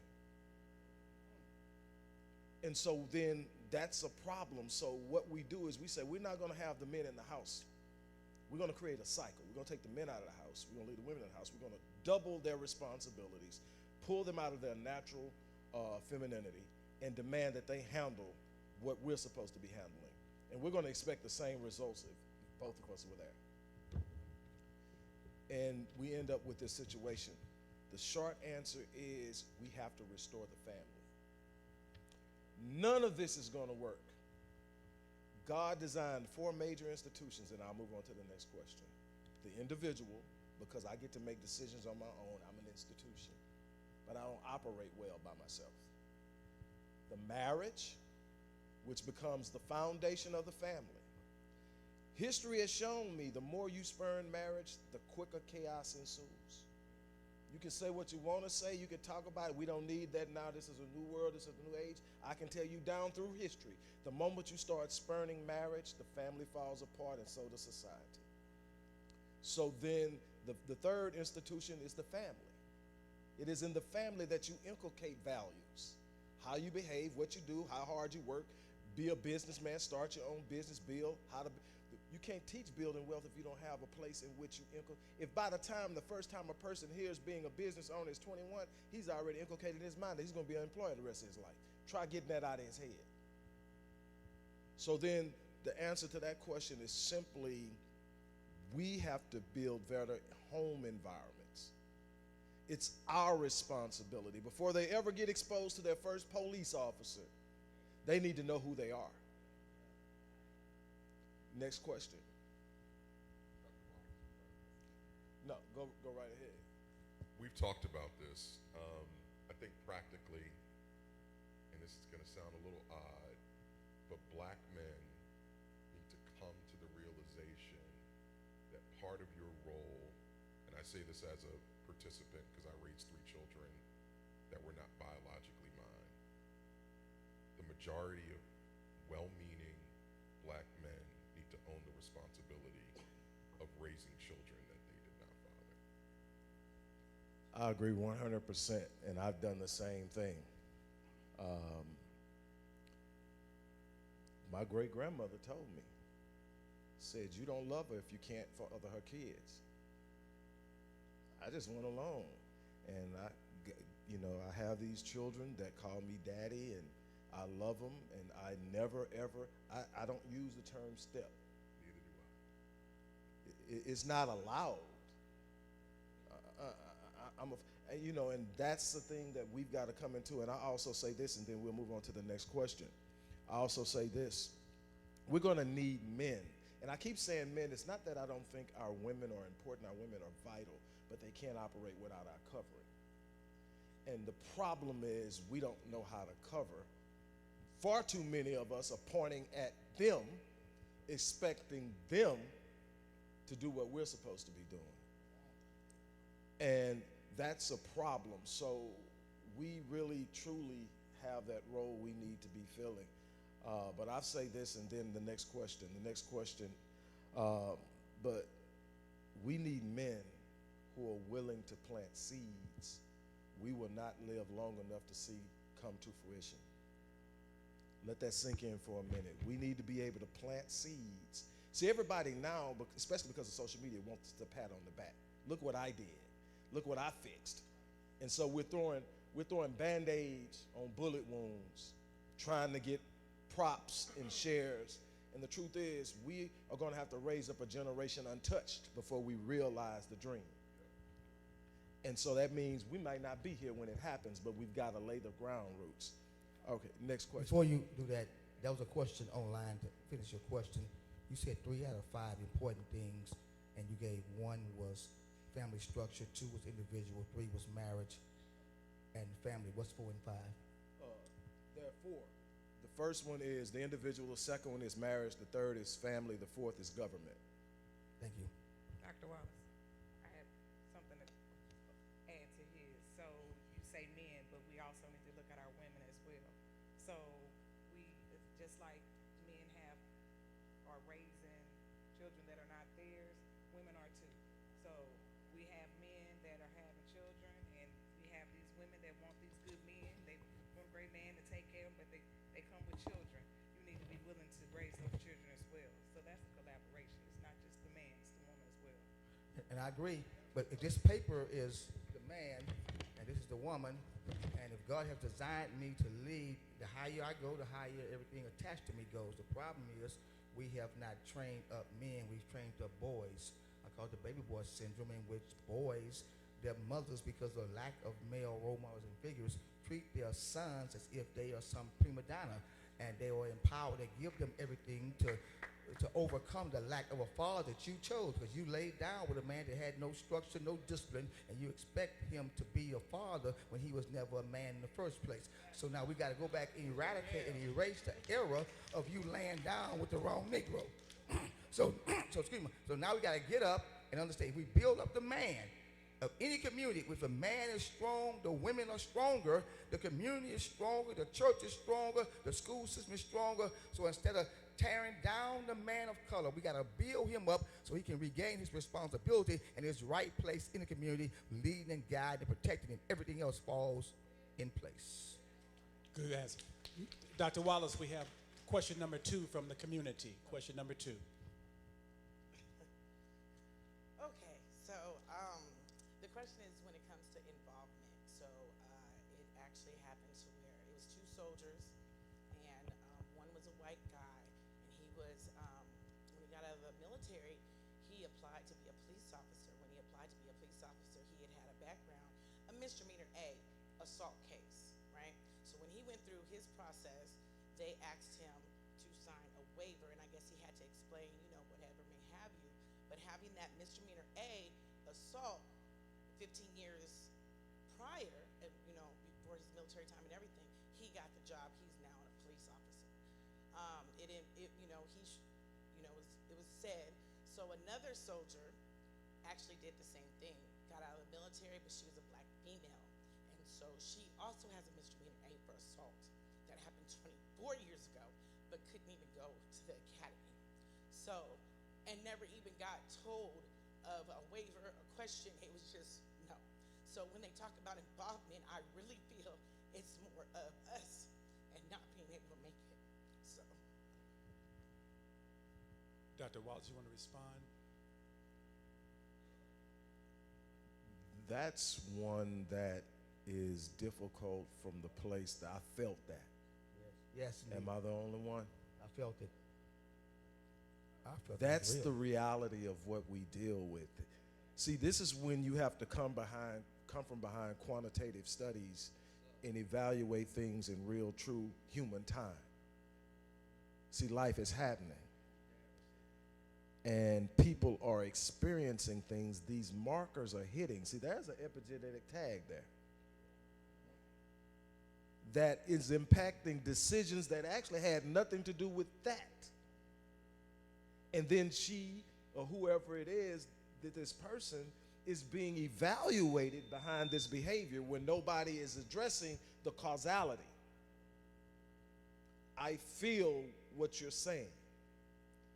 Your voice is heard. Get my information, reach out to me, we need to talk.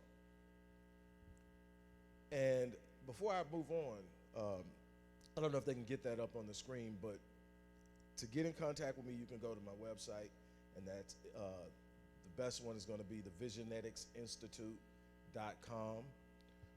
You can find my books on there, but you can also find the email, or you can email support at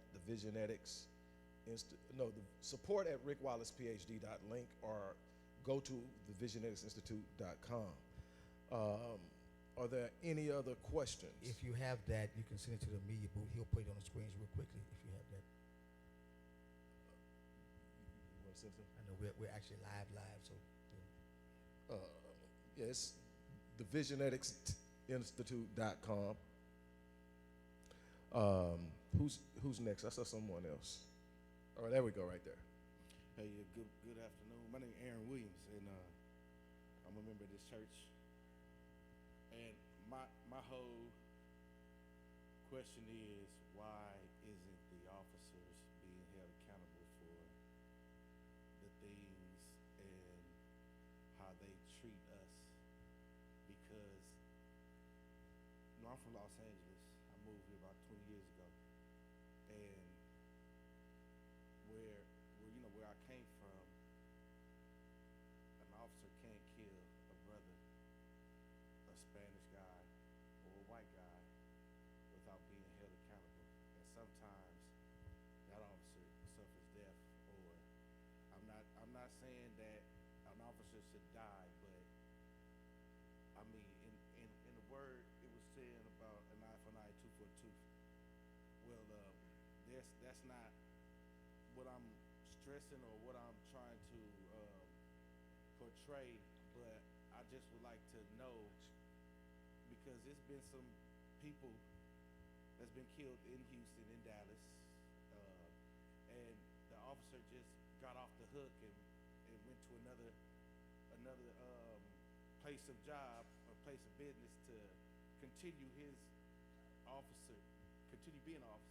So that's what I just didn't understand, because it's just certain things in the community that we have to grasp hold of, and just as black men, we have to be accountable over ourselves, but at the same time, we can't be accountable over ourselves when we see things being done to us, in front of us, and it's not being addressed. So that's what I was asking. Okay, so again, when you're dealing with life, you're dealing with real-time ideas, thoughts, feelings, and emotions, and I tell you, when they come out, they are not comfortable to hear. It's immensely important to understand that the frustration that you're hearing comes from experiences. The problem is that there are entities that we haven't even discussed today that benefits by stirring the pot. See, I'm the person that gets to stick my hand in the pot and count the sausage. What that means is I know how many people are actually killed by law enforcement per contact. They don't put it in that kind of context, because guess what? The more emotional I make you, the more controllable you are. The media plays such a role in how we move, and it's also the reason we're perceived by law enforcement to be a danger just on spot, because every image of us as men is portrayed in a negative light. How many of you realize, based on what you've heard in the news, what they talk about in deadbeat dads and all the single parent households, how many of you realize that there's a Kaiser study at the CDC right now done by Kaiser that shows that black men are the most connected fathers in the United States? How many of you are aware of the fact that they spend more time with their children, they help the mothers more than any other man, and they contribute in child support more per dollar earned than any other person? You won't know it because that's not a narrative that needs to be told. It doesn't fit. And everybody gets caught up in it. Nobody gets away from it. Everybody can remember who Derek Chauvin is. Nobody can name the cop that got shot in 2006 by a legal immigrant right here in Houston, Kenya.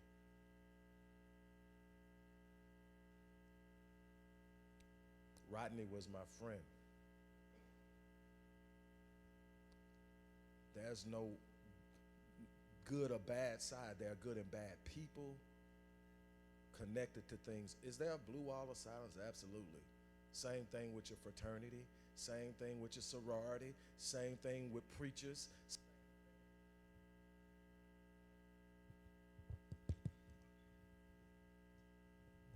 With all that. So my thing is, I felt it because I grew up in a hood where I watched police officers drive by, throw people in the car, drive off, bring them back banged up, and toss them out and keep rolling. But I also watched cops come to the hood and bring food. I watched them do a bunch of different things, and it left me with this conflict. What side am I on? And I had to discover one day I was on the side of right. So I call a spade no matter who's holding it. And it doesn't make me popular because I'm at some point going to tick everybody off because nobody's perfect. And I don't mind people calling me out because I know I'm not. But my friends, one sitting right there on the second row, that's the tech guy I told you about, and Reverend Terrell Richmond. These guys are dudes. They are the men that I want around me to hold me accountable, to fan my flames, to tell me, hey, we're going to do this, to tell me I'm not alone in this journey, in this fight, in this struggle. And that's one of the problems we have in this thing is that we are facing so much and we think we have to be alone. One of my favorite go-to songs now is a little song by a guy named Dax, To Be a Man. And it just talks about what it's like to be a man. And it explains all the things that most people will never know we feel because we've been told to keep it inside. How many people know that you can only put so much of anything into a container before it bursts? You got a lot of people about to pop, and nobody is willing to flip that release valve. That's why we have Pastor Decker. That's why we have Mark Jones. That's why we have Dr. Jones. That's why we have Dr. Terrell and the other people that spoke up and were a part of this. Is because we're going to be the release valve. We're the ones that are going to say, not on my watch. We're going to be the ones that say, sister, if I'm present, you're safe, even if it means my life. And you don't have to be my wife. You don't have to be my daughter. I see you. And to every brother that's in here that feels unheard, unseen, I see you. To every person that's watching this on the thread that wakes up every day and goes to work and comes home and feels like home isn't home, even though you're providing it. I feel you. But what we're going to have to do is come together, decide today is the day we stop making excuses. Today is the day that we come together and say, you know what, not on my watch. If they're bad, find the good ones. Because I know they're there. I've talked to them. I've spoke with them. I smoke with them. It's some good ones. find them and say, hey, what's going on? They'll talk to you. They'll tell you. They know what's going on. They're not disconnected.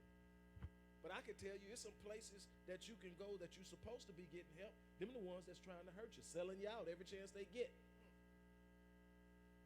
And then get right in your face and smile and take a picture. And they'll tell you, that's your enemy over there. But they're the one that's selling you out. We should be asking, why is it not enough police officers that when I call about my car being broken into, nobody can show up because somebody's getting shot down the street? At some point, you have to make an understanding of what police officers are. They're not absolute rule. They're there to do a job. The original job was to protect and serve. When you turn something into a war zone, you change the rules of engagement. And if you don't understand what that means is, if I can walk into a place and almost be certain nothing's bad gonna happen to me, I can walk in and hug and kiss babies. But if I walk in and I'm thinking, man, they throw down in here, lady, move that baby out the way until I check everything out. That's what we're facing. We have a responsibility to heal our land, and we heal it from inside out. We make it impossible to come into our communities and kill somebody when ain't nothing but peace and harmony in our community. It becomes obvious. What did you go in there and do? What you shooting for? They ain't doing nothing in there. But if you got all kind of stuff going on, you got to understand at some point I own my consequences because I was the one that made the decision to do the action. I'm not taking any blame off of anybody. I'm not putting any on anybody. What I'm saying is I have never seen one person solve their problems by pointing at the person that they believe was the reason. Let's give Dr. Wallace a big round of applause.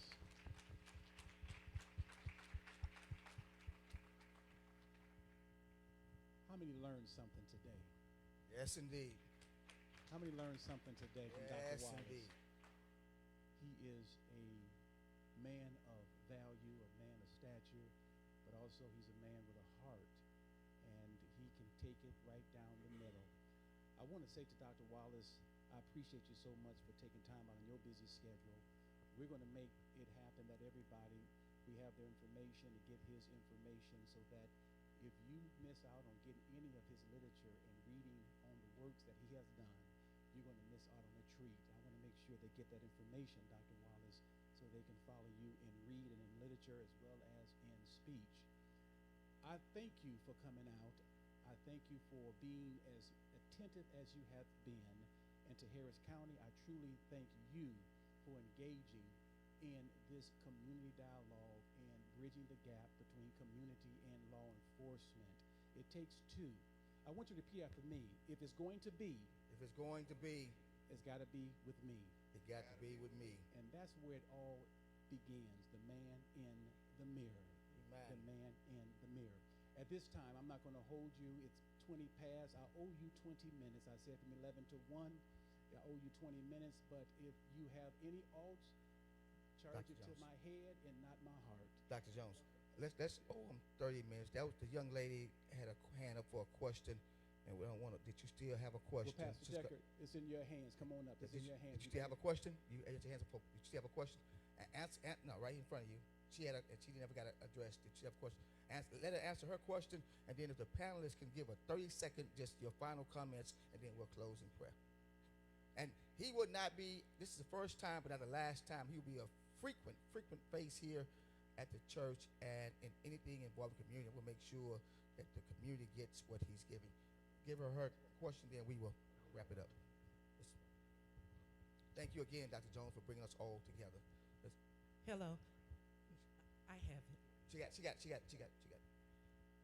Thank you, Pastor. Thank you all for Dr. Jones' staff. Thank you so much for putting this together. Thank you so much. So mine was a brief comment and a question. I had an experience where I have 4 sons. One of my sons was attending Rice University. I went to pick him up when they got out for break. I was basically detained by the cops because they assumed that I wasn't supposed to be on campus. He was able to let his coaches know what was going on. Ultimately, the guy was fired. They fired him. What are the steps if we have complaints, like for the community to go through in order to, let law enforcement know what has been done wrong to us? Let's do it this way. We have a developed relationship with law enforcement, not just Harris County, but we've built relationships with law enforcement. What I would say is if you have a complaint, contact my organization, the Odyssey Project. I'll get with Dr. Jones, we'll get with the people, we will follow through on it, and we will do it as an advocate for you. But we're gonna do it with the purpose of resolution and get follow through. And you're going to get a consistency of engagement, because if the same person is coming every time and there's a person that they know they can go to, you're going to get a relationship. And it's in that relationship you start resolving things. I think where we're at right now, if we're really going to be honest, is we're still in the punching phase. Because I hear, how do we get them fired? How do we get them? Because that's what you feel. And you feel that way because you went through something, you experienced something. We got to get past that phase, and it's going to be progressive. And then we get to a point where we start saying, how do we heal? Instead of saying, why can't we get that person? Now, obviously, there are some people that need to be fired. But there are people that need training, especially cross-cultural training. There are people who need to be aware of how to talk to people. Some people are just rude. It's naturally, they like that. They go home and talk to their kids and their wives and their husbands that way. So what we have to understand is we've got to have room to grow. So I would like to take on the responsibility of saying I'll be the first point of contact, and then I'll initiate the process, and then we can just start building from there. And what you will have when you do that is a constant contact, because one of the frustrations that you have is I call and they're not answering. I'm calling and I'm not getting through. Nobody's responding to me. What you will have, even if it's, hey, I'm still trying to get them, you're going to have somebody that's there with you for you. Thank you. I promise you, this is the last question. We have a friend of Dr. Wallace who has adjourned and has been here patiently, and he has a question, a comment, and then after his voice, the next voice you'll hear would be of Dr. Pastor Decker. 30 seconds. He's going to do the rounds with the panel, and he's going to do the dismissal after that. Yes. Yeah, I wanted to, first of all, acknowledge the courage that it took for the pastor of this congregation to acknowledge Dr. Wallace's work and to bring it forward. It's me and Terrell, Dr. Wallace, we have these conversations.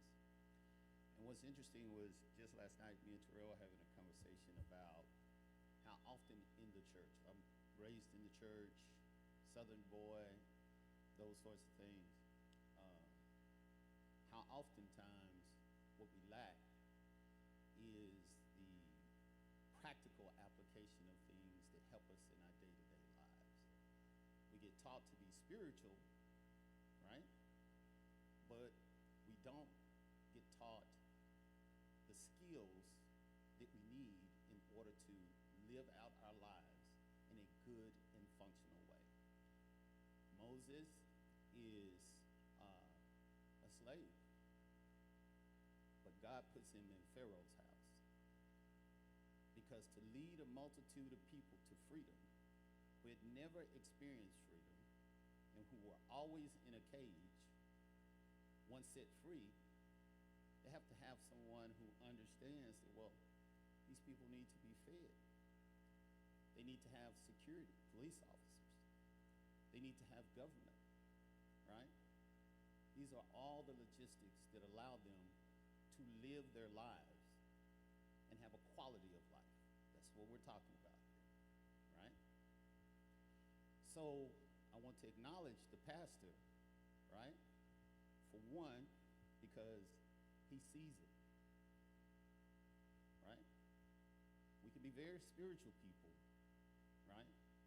But God gave Moses, put him in Pharaoh's house, and gave him the skill and ability. That's what Dr. Wallace is, right? So that they could understand the problem, right? Acknowledge the problem, right? Bring tools and solutions to the problem, and then go out and live their lives. I'm gonna leave you with a little Bible because I kept thinking about this. I'm not a minister, but this just kept going through my mind.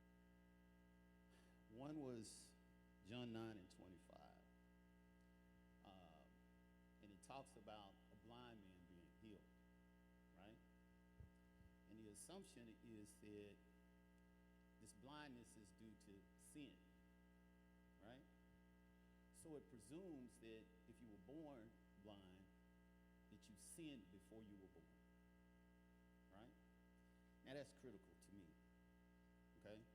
In this practical application of things. Because what Rick Wallace just did, right, was he proved that, in a manner of speaking, the sins of the fathers can be visited upon the sons. The stress that our fathers had, right?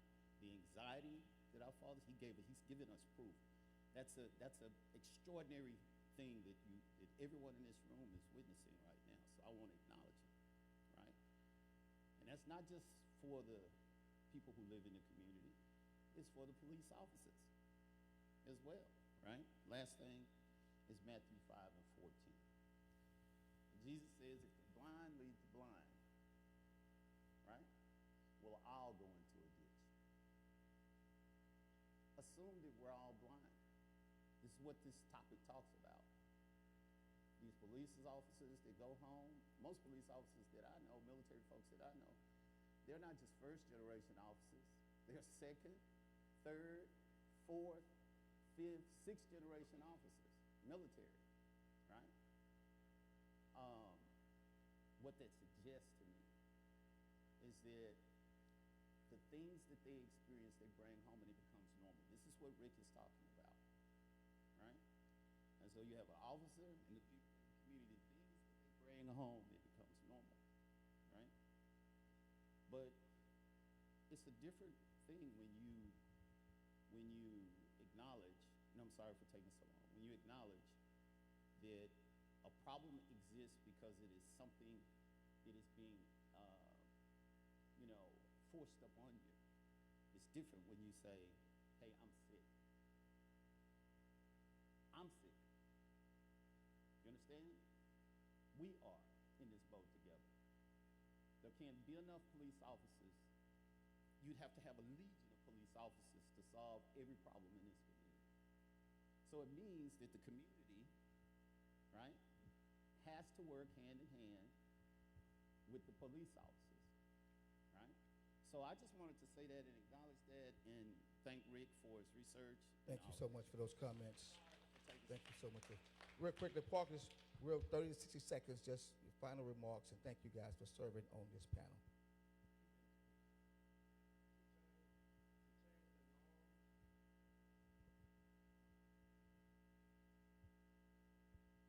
To change the social norms and everything that we have been through, we have to attack this uncomfortableness from a public health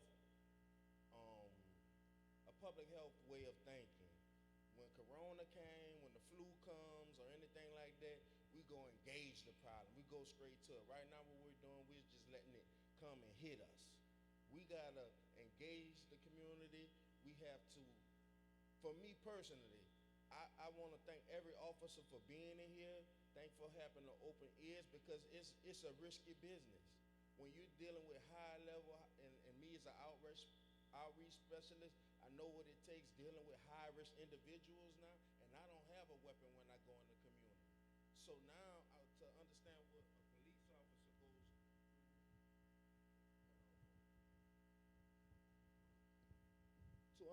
what a police officer goes officer goes through dealing with high-risk individuals, assault rifles, high violent areas, high violent zip codes. You don't know what you're getting yourself into.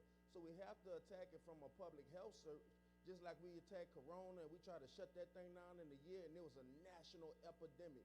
We have to treat it as such and give it the same energy, and that's the only way we can attack it. Thank you.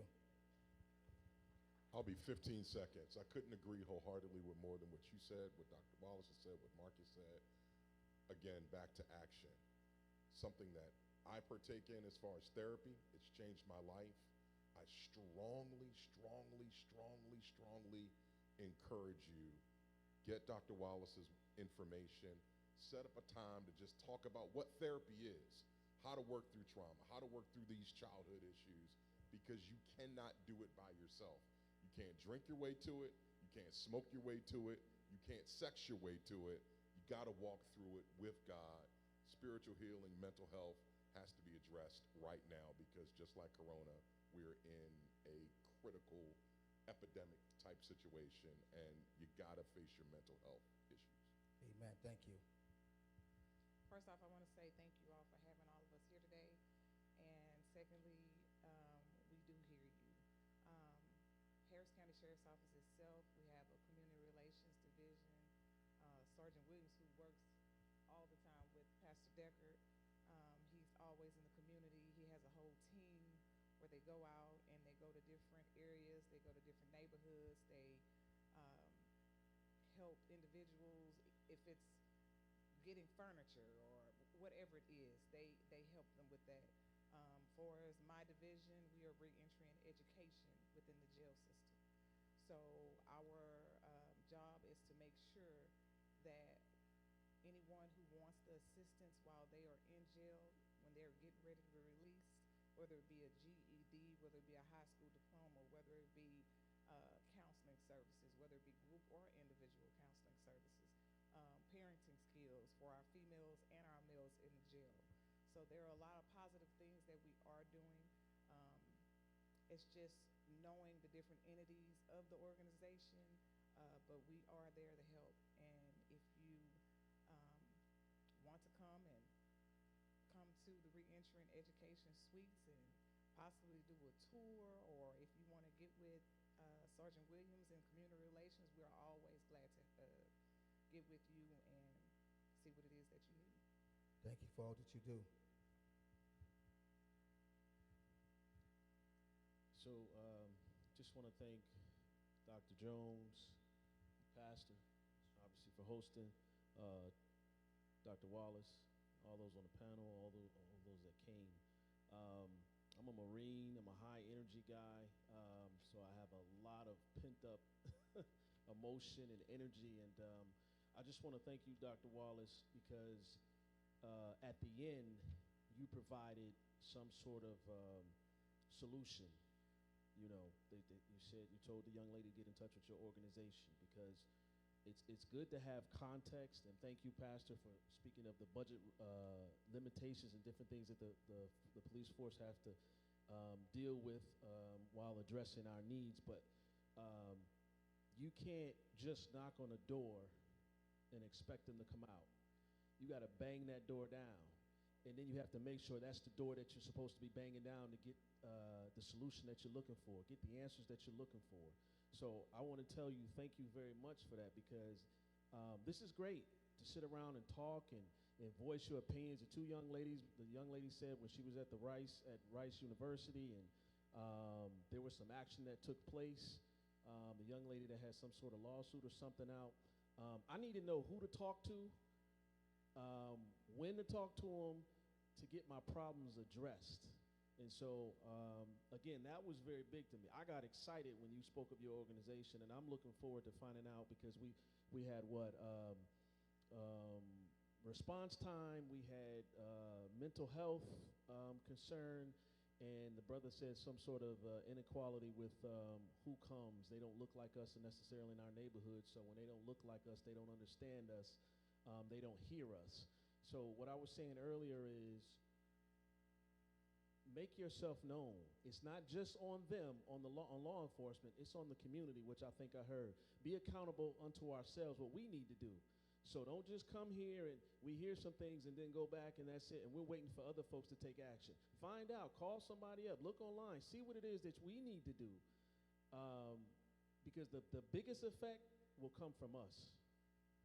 Thank you again so much. Pastor Deckard, I want to thank you.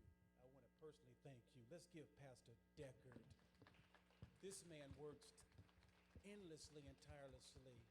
This is not just a event, pomps and circumstance that he puts on.